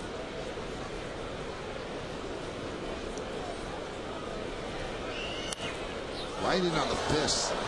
Popped up behind the plate. Wieters makes the play, and that'll do it here in the 6th. No runs a hit, no errors, and 1 man left on base. We take this baby to the 7th inning. It's 6-1-0s.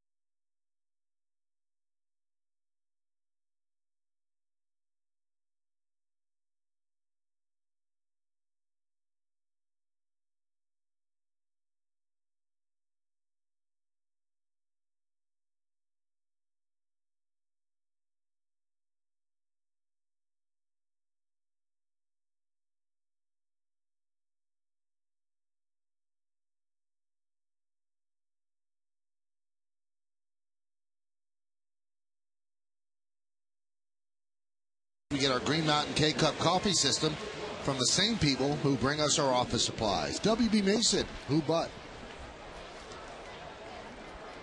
Well, we go to the 7th inning. A.J. Burnett still on the mound. When he threw 41 pitches in the second, you never thought he'd be around in the 7th, but he actually has pitched well since then. And Robert Andino will lead off. Fly ball, right field. Swisher. And there's one away. Let's take a look now at the Land Rover drive of the game. And that was in the 2nd inning, as Michael just said, the 6-run inning. Brian Roberts gets this fastball down and in, a happy sweet zone for any left-handed hitter. Brian Roberts hit his 15th home run of the season. Land Rover drive of the game. Brian Roberts comes up now a triple away from the cycle. Single, double, and a home run.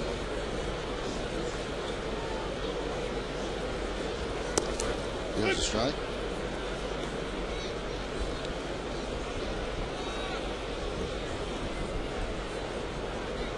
Melky Cabrera hit for the cycle. The last hit he got was the triple against the White Sox.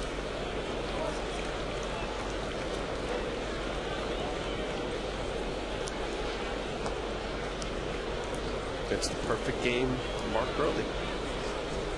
Mark Burley threw a perfect game earlier this year against Tampa Bay.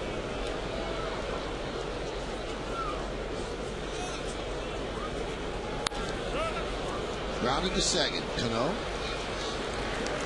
2 outs.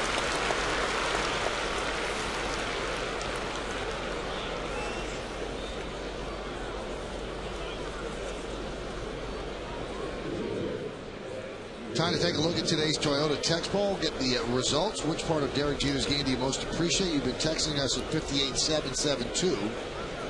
58% say leadership.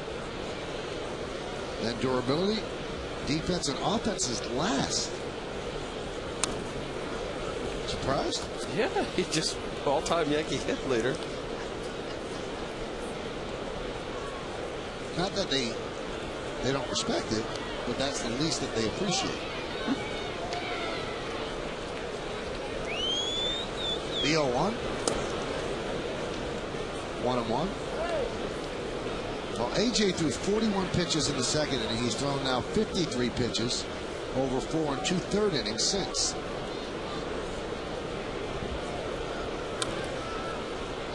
.108 pitches through 7 innings as he retires the Orioles in order. He has retired the last 7 in a row at the end of 6.5 innings of play. That was a 7-pitch inning. Yankees are trailing 6-1, but we stay right here in the Bronx and honor America.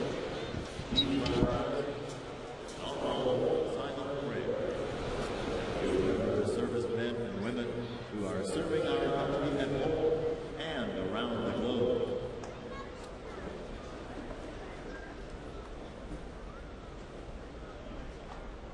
Now please join Kate Smith as she sings God Bless America.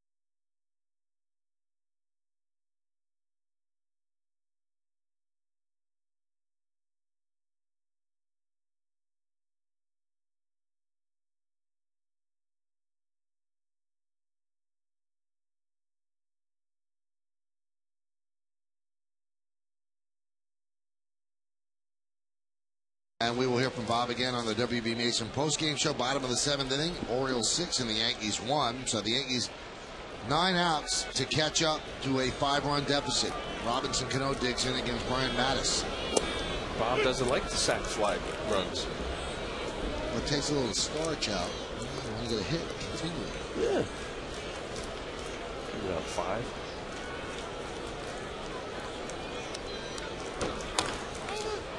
Grounded to first. Michael Aubrey.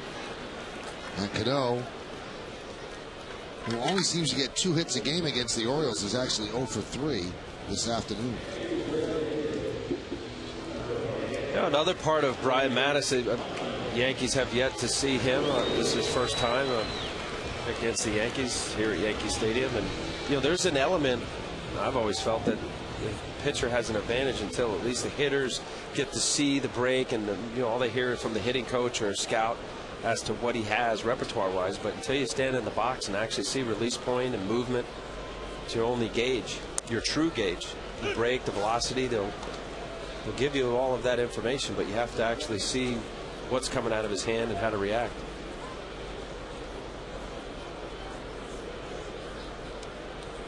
Well, this is their 3rd time around in the lineup, and he continues to shut them down, giving up just 3 hits. Duncan lines one to left field. It's a base hit for Shelley.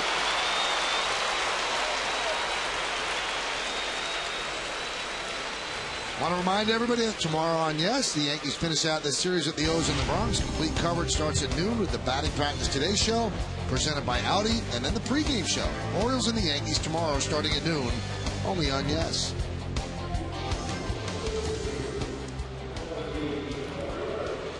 CC will be going for his 17th. Jeremy Guthrie turned his season around, started off not very good.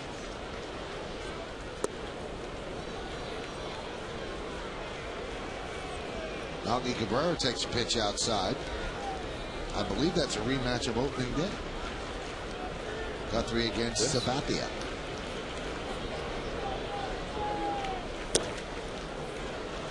And the count 2-0. Opening day, it doesn't seem that long ago, and now, after today, 19 games remaining in the regular season.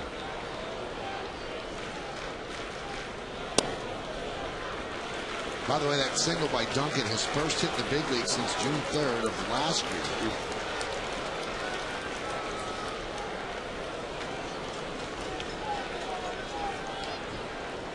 .3-0. And he walks Melky Cabrera. So the Yankees have 2 runners on for the first time since the 1st inning.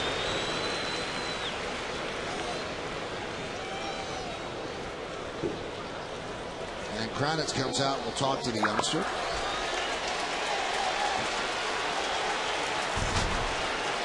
Brian Mattis' last 2 starts, they were very impressive today.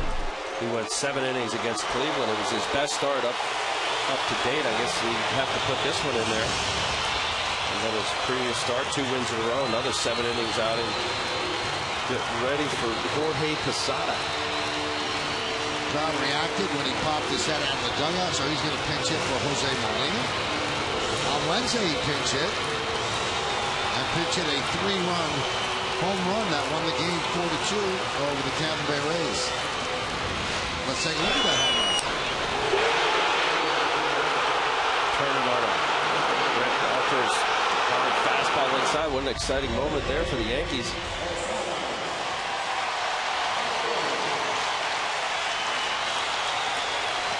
Not much to cheer about so far for the crowd of 46,497. But the Yankees have runners on first and second. Pinch hitting this year, Posada 4 for 10.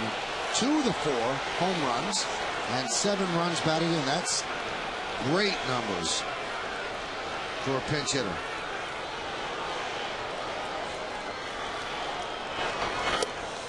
And Mattis now, another one out of the zone. 95 pitches for the youngster. Last 2 starts 2-0, 3.21, so he's settled down and comfortable in the big leagues. Lefty that throws strikes, changes speeds, the 1-0. And now 2-0, and on deck is Derek Jeter. Former Yankee Sean Henn and Chris Ray warming. Chris Ray, their former closer. The Oriole bullpen not very good, especially of late, and ERA close to 7 in their last 13 games. 3-0.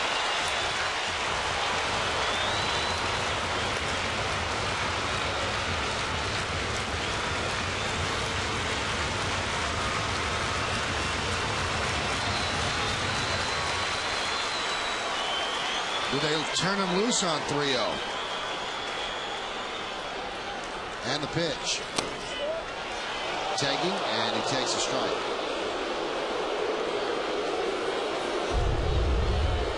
See the pitch here. Wieters caught it, but looked like inside corner. But anytime 3-0, catcher setting up right down the middle.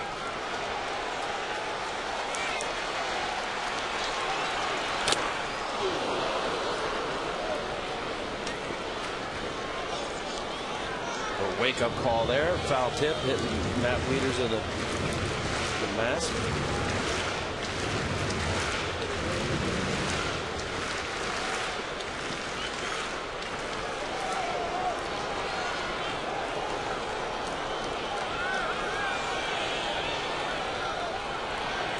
And the 3-2. Struck him out. He came back from 3-0 to strike out Jorge Posada.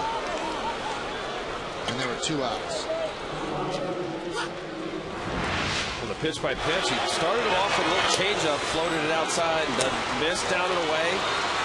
And then just kind of yanked that one 3-0 right down the middle. May have got a call there, getting it by Posada. The last one almost looked like it had a little sink to it at the very end.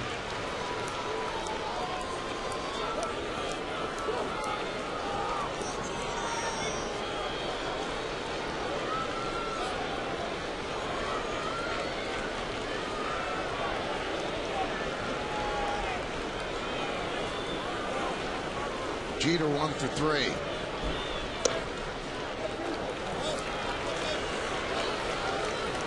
With 2 outs and runners in scoring position, in his career a .316 batting average. His lifetime average is .317. So he doesn't deviate from his plan even in these big spots.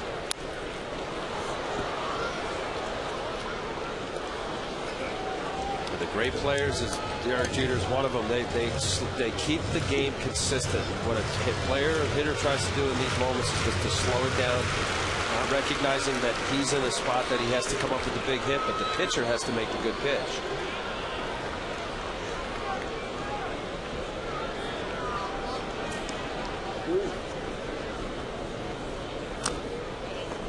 Count 1-2.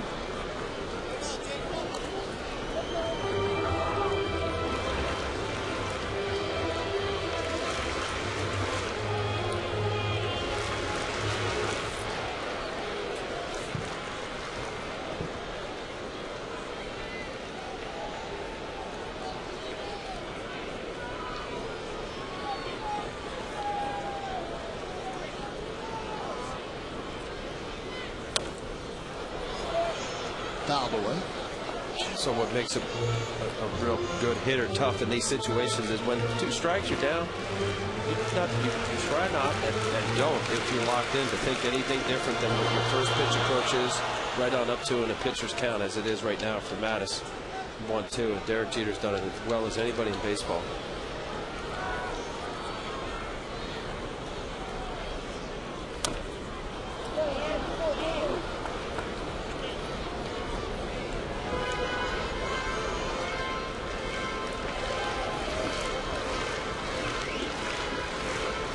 That's why there is a bit of a history. 105 pitches, nice ball strike ratio, 64-41. When there is a history, Derek would have an idea because of the past as to how Mattis would have pitched to him in the past in situations like that. But since there isn't one, this is all on the fly right here. And the 1-2. Struck him out. What a comeback by Brian Mattis, and what an impressive performance by a 22-year-old left-hander. Yankees, no runs a hit, no errors, and 2 men left. We go to the 8th inning. Yankees are trailing 6-1.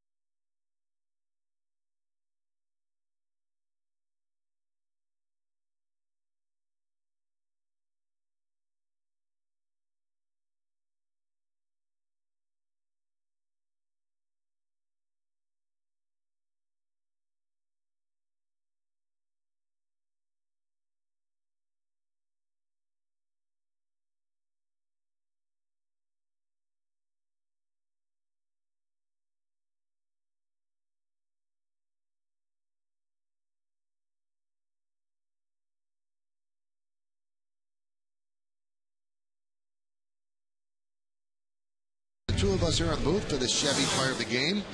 Please text your vote to 58772. Today's candidates are number 1, Nolan Reimold; number 2, Brian Roberts; number 3, Robert Andino; number 4, Brian Mattis. Vote now and make your voice heard. Standard text messaging votes apply.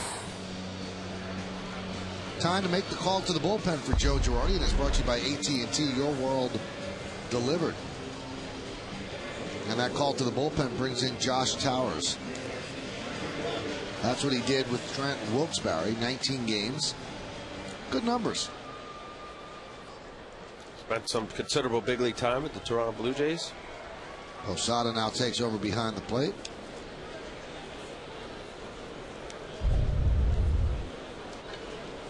And Brian Mattis gets a hug from Dave Tremblay. Well-deserved hug.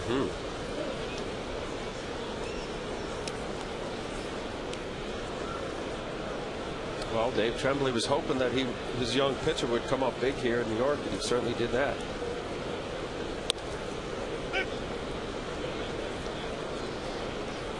Now for Dave Tremblay, he has to worry, is he going to be back? Is he going to be able to reap the benefits of these young pitchers that are coming through the Orioles system? As Markakis lines one right at Swisher. And that's a big question. Nobody knows the answer. Only Andy McPhail, who's actually here this weekend with the Orioles. But will they move on to another manager? Right now, the Orioles are suffering growing pains. They don't have a very good team. The pitching's not good, but the young pitching is on its way. And if those young pitchers step up next year and have good seasons, you know what? The Orioles can be competitive, and he could be the guy who could reap the benefits. But there's been no vote of confidence of any sort from Andy McPhail. Well, and Andy McPhail is a guy that, as a general manager, he's always been of the theory you grow your arms and you buy your bats. And I think that's exactly what he thinks he has here with the core nucleus. So last night with Chris Tillman, and then today with Brian Mattis. Brian Roberts, a guy that's locked up. They have a few players that they can hang their hat on. Adam Jones has been injured for the rest of the year. Very exciting player. Oh, what a grab by A-Rod. Fires to first. Not in time. Took a double away from Reimold, but still a beautiful play. Hot smash to third base, hot corner right here. Reimold gets it just in the reach. Alex almost overran a little bit. Good reaction. Reimold just a little too fast for the throw across the diamond, making it close. Nice reaction. Dive, stab, get to his feet as quickly as possible. Good firm throw. Reimold just beating it out.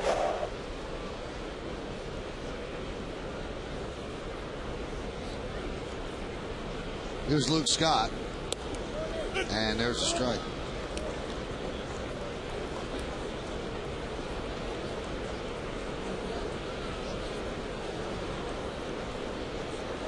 If you look at the Orioles, Michael, you could have some similarity to the 08 Rays, where they had really only Scott Kazmir as a veteran guy. If you'd have called Kazmir a veteran, he's been around for a few years prior to 08. They had James Shields and Andy Sandestein and Matt Garza came over to trade Edwin Jackson, and what they did. And I think that's probably what the Orioles are going to do. They're going to go out and try to find that established pitcher, maybe not a front end guy, but a John Lackey type. Could come in and solidify the front end of it. Show some of the younger pitchers kind of the way how to go about it.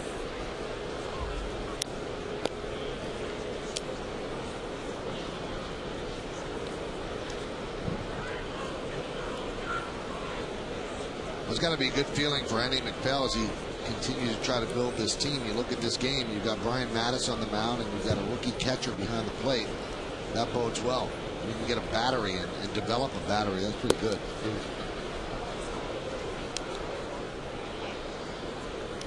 But, you know, you're in the American League East.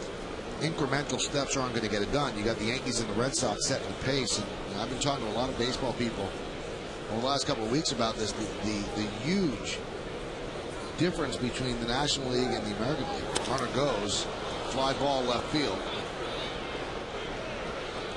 And Hairston retires Scott as Reimold heads back to first.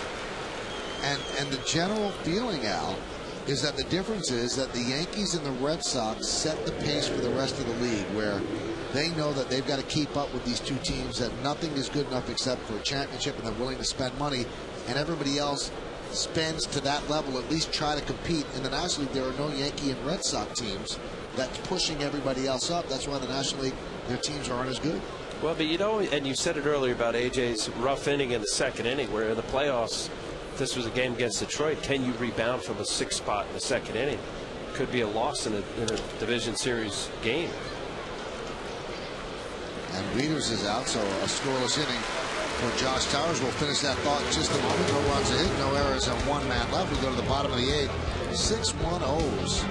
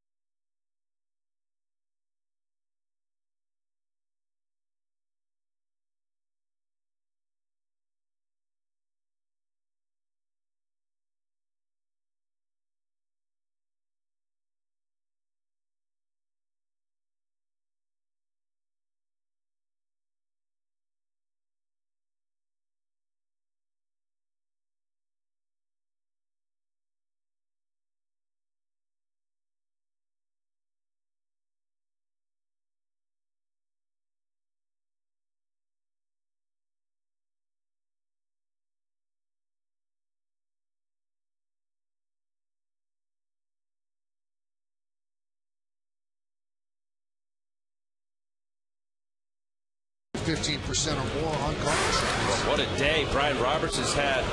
First at bat off A.J. Burnett, base hit, and this was the big blow in the second inning. Grand slam, 6-run spot for the Orioles, putting them ahead there. And then his third at bat, left center field. Melky making a nice effort diving, but Brian Roberts getting his 51st double of the year. A 3 for 4 day for Brian Roberts. The Geico plays of the game. Well, Dennis Baez takes over on the relief of Brian Mattis, who was outstanding. Baez 51 games, 4-6, 4.22. And he'll face Hairston, Teixeira, and Rodriguez. Yankees trail 6-1. All right, let's finish the point, Al, about the difference in the leagues. And I say that the Yankees, a lot of people I've talked to say the Yankees and the Red Sox kind of bring up the rest of the group, because they strive so much for winning and spend as much money as they do, and everybody else has to keep pace with the Joneses. In the National League, that's not there. Okay, but it's going to come down to you're right. I mean, if you go man for man, you could look at the talent of certainly with the Yankees. Nobody comes close. The Red Sox, certainly an impressive team, but it's about who has the hottest 2 pitchers leading into the postseason. Maybe even 2.5 if you have your third starter. But if you have dominant guys, and the team for me right now, the Cardinals. You have Adam Wainwright leading the National League with 18 wins, and Carpenter's been unbelievable, 2.16 ERA. That's a 1-2 tandem right there. That is going to be awfully tough. I don't care for any lineup, Yankees included. Their offense, of course, at Pujols. Matt Holliday's been excellent coming over. You know, there are elements to the National League team where you have to watch out. It'll snip you. Look what the Phillies did last year. That trade for the Phillies now with Cliff Lee over there. And certainly their offense, Howard and Utley and Worth, and what Ibanez has meant to that team. So there's always that what if. And it really starts with dominating starting pitching. Count 3-2 on Hairston. But you would admit, though, I mean, in a short series, Little Sisters of the Poor could beat the best team. All you have to do is get on a run and get hot pitchers. I understand what you're saying. But in general, you see interleague play.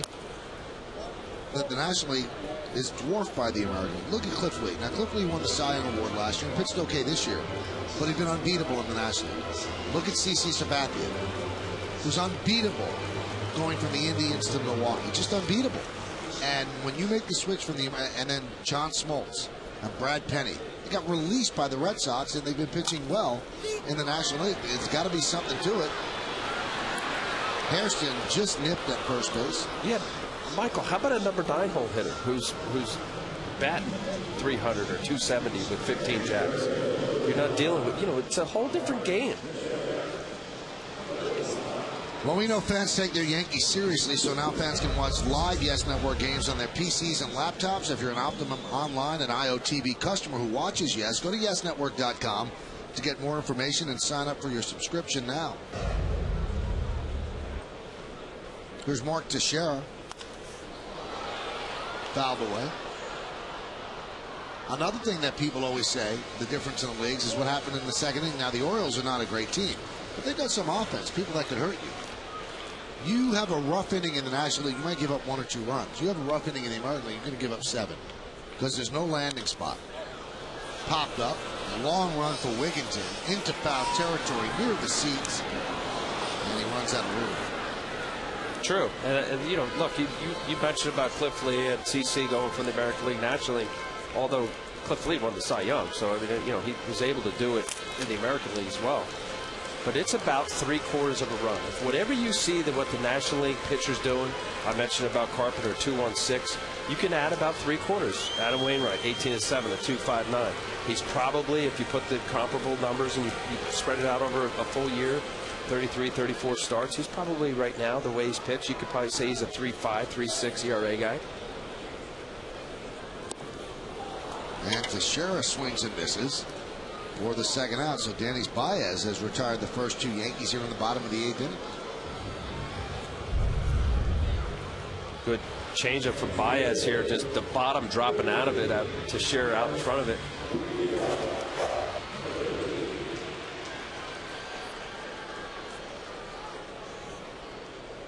Even the Tigers. Adam Verlander on with the Edwin Jackson.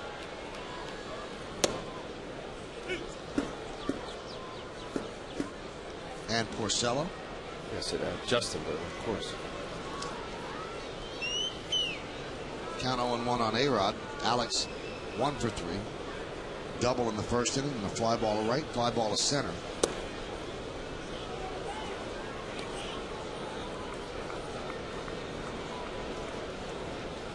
Alex Rodriguez with his 3-run home run in the first inning yesterday was his 25th of the year. He also tied Gehrig for most consecutive seasons with 25 or more home runs. Let's see that list one more time. Is Bonds at the top of that? Bonds and Ruth are tied with 15. So next up for Alex, if he has another 25 home run year next year, is Willie Mays. And a strike.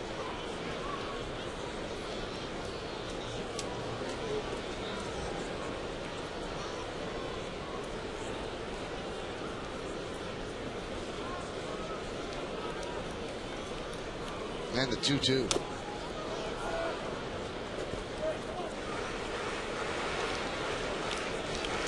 Baez, another one of the casualties to surgery, was a closer, did a nice job with the Rays, has spent some time with a few different ball clubs. Looks like he's healthy so far, looking at his appearance today, hitting some 95-mile-an-hour arrow. It's a matter of staying healthy.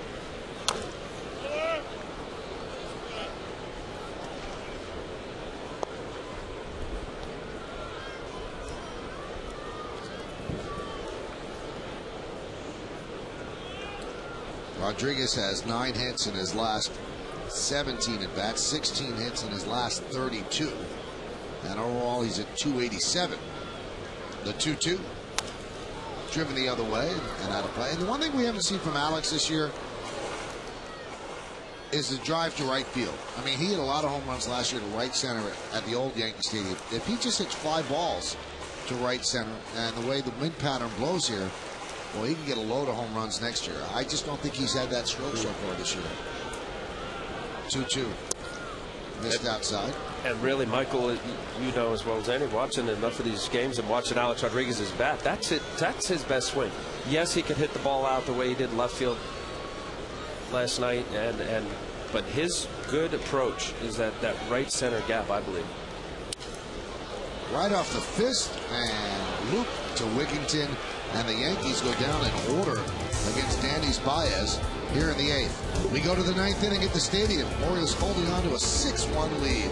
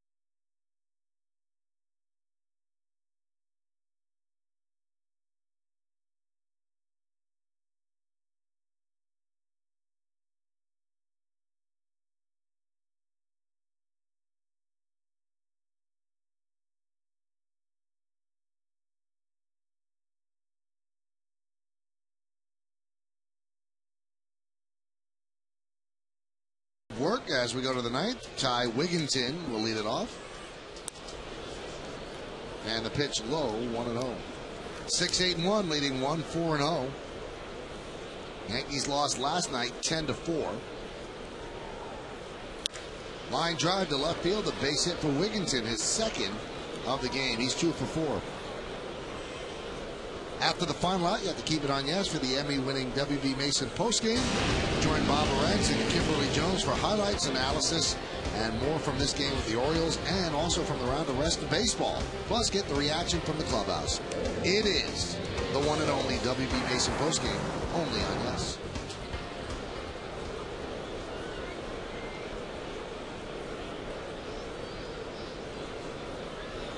Here's Michael Aubrey.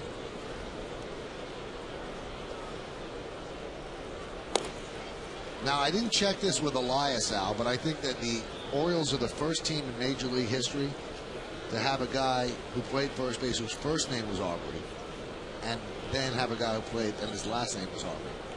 You know what? I think in 1974, Cleveland had it. Really? Yeah, Smith. So the guy's first name was Smith, right, and last name? Right. Smith Jones, and then another guy came along. Jimmy Smith. Jimmy Smith. Right.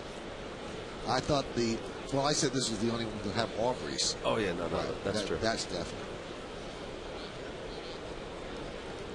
1-1. There's a strike. Well, I know when you face up against a good pitcher, Brian Mattis, but this game did have kind of a flat feel. And anytime your offense only gets 4 hits, you score your only run in the first inning. It just kind of has that feeling of trying to see something, catch something, see if you can get a little roll, and they just didn't do it so far. And Aubrey pops one up the left field. Harrison's getting a workout out there. One away. Now, the players, I mean, they're tied on both teams. And if you look at it, the Orioles only scored in 1 inning. The Yankees scored in 1 inning. But you can't deny that they've got to be exhausted because they got out of here yesterday. The starters that got taken out, they left a little bit early, but still it wasn't very early. They must have gotten to bed about 3 in the morning. Now, I know that they didn't have the reports until 11:30, but still, you got to wind down from a game. You're not going to fall asleep right away, and they're tired. They are.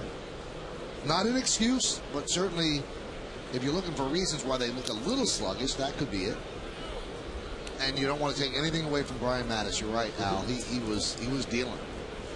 And it's not a fluke because he's a first-round draft pick, fourth pick overall in the 2008 draft. This is a real big-time guy. He's supposed to pitch like that, but against this Yankee lineup, it's impressive. Line to left field. Hairston will not make the play. It's over his head and up against the wall. Wigginton will go to third. He'll stop right there. It's a double for Andino. And the Orioles have runners on second and third, one out. Andino is 2 for 4. Well, you know, we're talking about it. You know, a game like this, what do you play for? Well, certainly Robert Andino, who's a young minor league prospect with the Marlins, and get an opportunity here with the Orioles. Seeing if down the stretch, he's going to be the go-to utility guy, middle infielder for the Orioles next year. It's a little breaking ball that's up out over the plate. Drives that ball.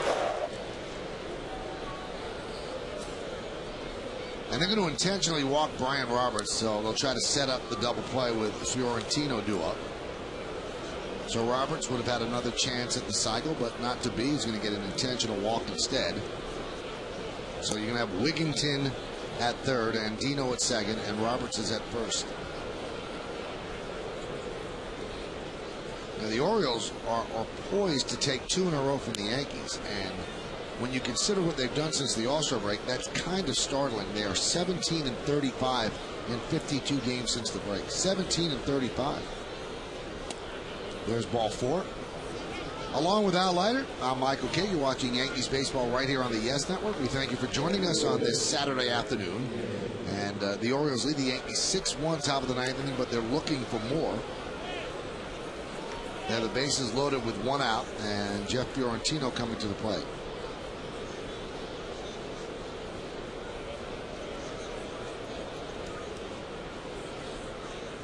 Fiorentino is 0 for 4. There's a 4-game hitting streak.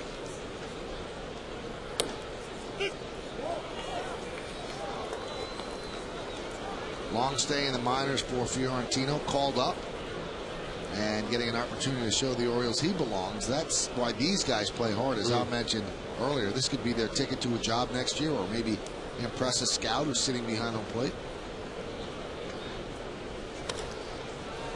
Fly ball left field, giving chase is Hairston into the corner, and he makes the play. Tagging is Wigginton. He will score, and it's 7 1-0s. So it's a sac foul fly and an RBI for Fiorentino. Nice play. This ball peeling off of Fiorentino's bat, and this gets lost or in the corner there. He's checking out, seeing where the wall is. Very nice play. Hard up against the carom there. Take the out. Quickly mindset to throw the ball in. Nice play, Jerry.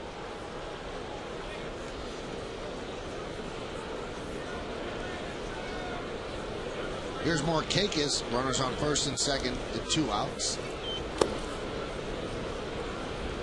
Count 1-0.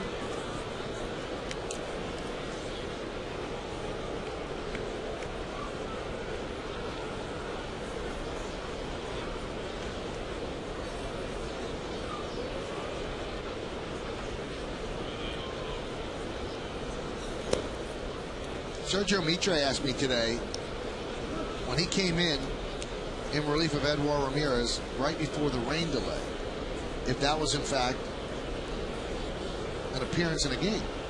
Now I thought it was, and I said it on the air. He said, I was wondering, did you check that out? And I said, I will check it out. And I thought it was an appearance. And the reason it wasn't an appearance was that Paul Olden, the public address announcer, never said his name. If he had said his name, even if he didn't throw a pitch, that he would have been in a box score as an appearance, but not as a game pitch, just as an appearance. High fly ball down the right field line. If it's fair, it's trouble. It's a foul ball.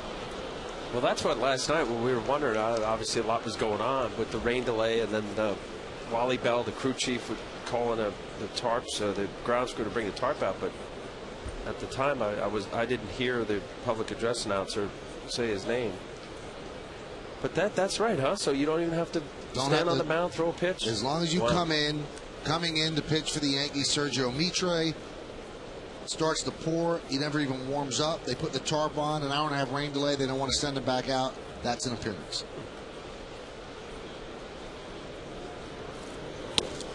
And Markakis swings and misses through a fastball. That'll do it in the ninth. But an insurance run for the Orioles. 1 run, 2 hits, 2 men left. Last licks coming up for the Yankees. 7-1 O's.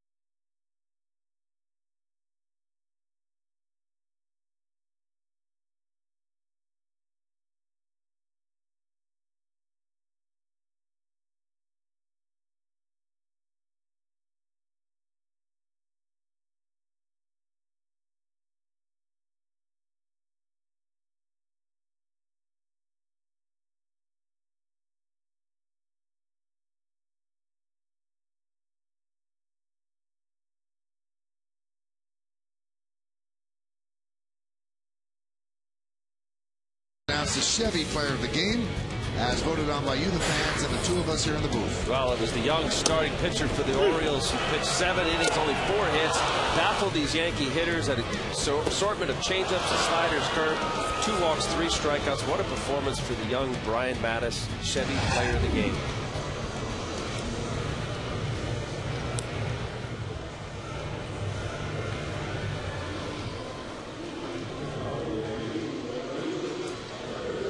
(7-1) Yankees trail. The Orioles bring in essentially their closer. 8 saves, Jim Johnson. And he's got good stuff. So he'll try to get the final 3 outs. Very good stuff, Michael. Their power arm. I mean, it seems across baseball you're watching, especially the relievers coming in, 95+ arm velocity guys. Big, tall pitcher. Good playing right here from Jim Johnson. Yankees have a major league best 45 come from behind wins. Do they have a rally in their bones here in the bottom of the 9th inning? Johnson's last appearance against the Yankees was on September 2nd. Didn't get an out, 3 hits, 5 runs, and 2 walks. So he goes 2-0 on Nick Swisher.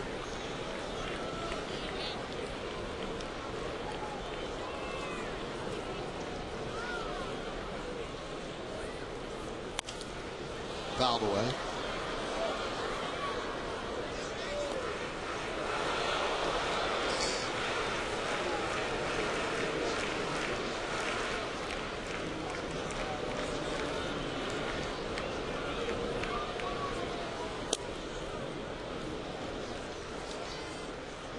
Yeah, you look for every organization looks for their young pitcher. Well, actually, Jim Johnson, 26. He's not that young, but he possesses the stuff and good makeup for reliever mentality. And Dave Tremblay has liked what he's seen and given him an opportunity after George Sherrill was traded to Los Angeles in August.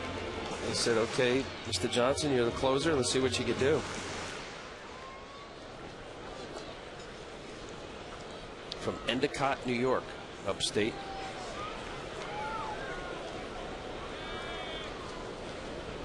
Swing and a miss. Swisher down on strikes. After the final out, you have to keep it on yes for the Emmy-winning WB Mason postgame. Join Bob Lorenz and Kimberly Jones for highlights, analysis, and more from this game with the O's and from around the rest of baseball. Plus, get the reaction from the clubhouse. It's the WB Mason postgame only on yes. Check this out, Al. You know how close we are to Citi Field. Used to be Shea Stadium right there. I mean, very, very close. If there's no traffic, you can get there in about 6 minutes. Well, the U.S. Open is right next to Citi Field. The U.S. Open has been in a 3.5-hour rain delay as this game is going on. How could it be pouring in Queens and not one drop here? Huh. It's pouring right now. Well, like, even a drop of rain they can't play. But it is raining. But there hasn't been a drop here. It's like in Florida. You ever been down there where it's raining like across the street and it never touches your house? Crazy. Does that happen? Yeah. You can see the rain. It's like a line of it.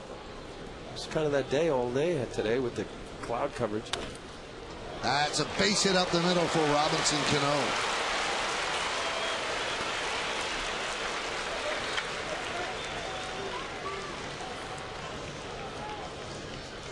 It's actually all around us. It was raining in New Jersey, up in Westchester. This little opening right around Yankee Stadium. 161st and River. That's it. It's the only spot. This is the window. This is the window, the proverbial window. Brett Gardner will pinch it for Shelley Duncan.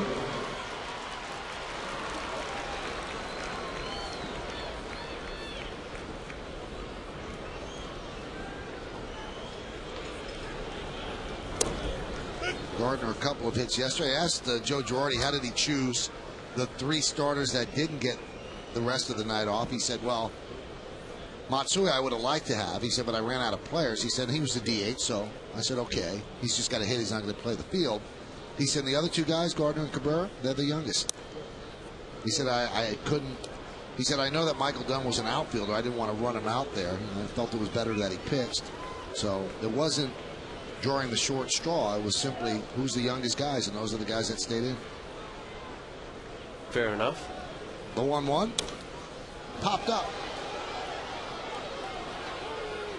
Out of play.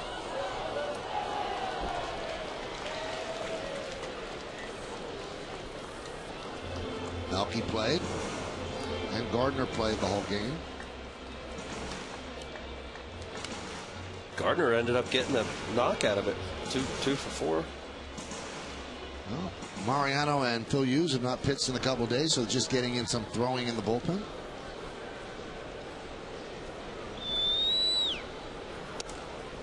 And the count 2-2.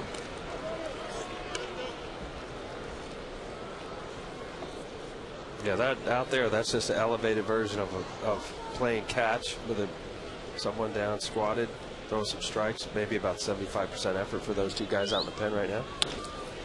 Grounded to second. They'll get 1. On to first. Not in time.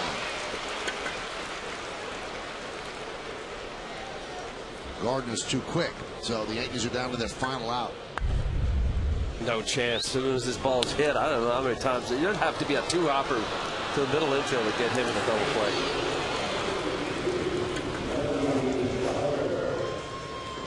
So it comes down to Melky Cabrera. He's walked twice today. He's 0 for 1 with a ground ball to second in the second inning. Then he walked in the 5th and walked in the 7th.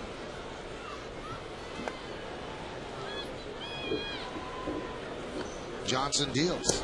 There's a strike.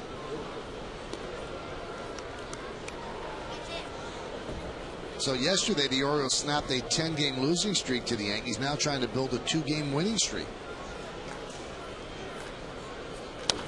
Line drive down the right field line. It is a base hit.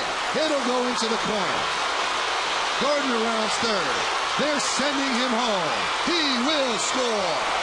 Yankees still alive. An RBI double for Cabrera. And the Oriole lead is now 7-2.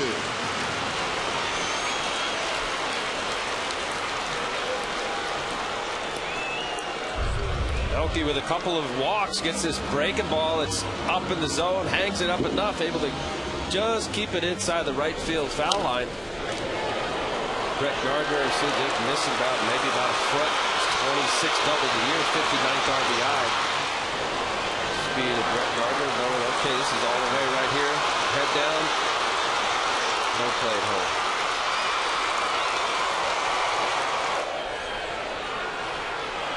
So a run scored for Brett Gardner, and now Posada steps to the plate. He struck out pinch hitting in the 7th inning. And a strike. We told you the Oriole bullpen has been porous. Last 13 games, 33 earned runs in 42 and 2/3 innings. That's a 6.96 ERA. Danny Baez worked a 1-2-3 eighth inning, but now Johnson is allowed a run here in the ninth. The 0-1. Inside 1-1.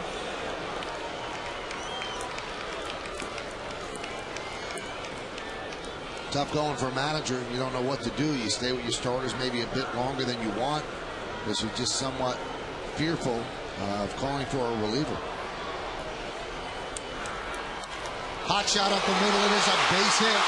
Cabrera rounds third. He will score. It's an RBI single for Posada, and the Yankees now trail 7-3.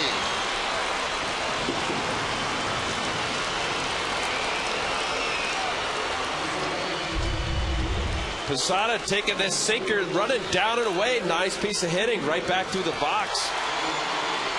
Getting his 76th RBI. Doesn't try to do a whole lot, realizing with the Yankees down by 4 runs now, 5 runs at the time.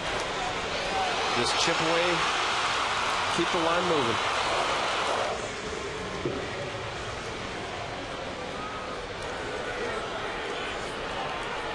And that's going to bring up Jeter. Jeter singled, stole a base, and scored in the first inning. Since then, nothing. Lined out to second, grounded to second, and struck out.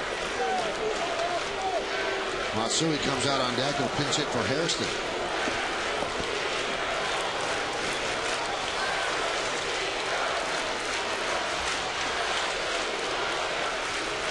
And the 0-1.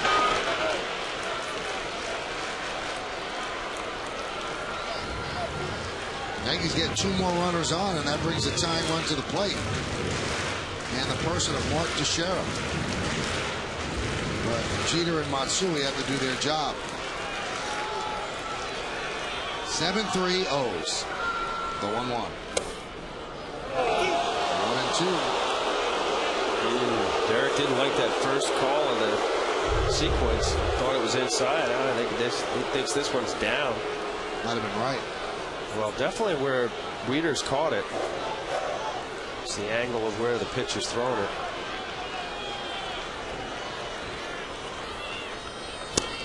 And Jeter swings and misses, and that'll do it. That's the ball game as the Orioles win this one 7-3. In the ninth inning, the Yankees get 2 runs on 3 hits, no errors, and 1 man left. This is just the 3rd series the Yankees have lost since the All-Star break. And now they've lost 2 in a row, and they had not lost consecutive games at home since June 17th and 18th against the Nationals. And they have not lost consecutive games overall since August 16th and 17th, last game in Seattle and the first game in Oakland. We'll come back, we'll put a bow on it, then we'll lead you right into the WB Mason postgame with Bob Lorenz and Kimberly Jones. So the Orioles win this one on a Saturday afternoon, 7-3 over the Yankees.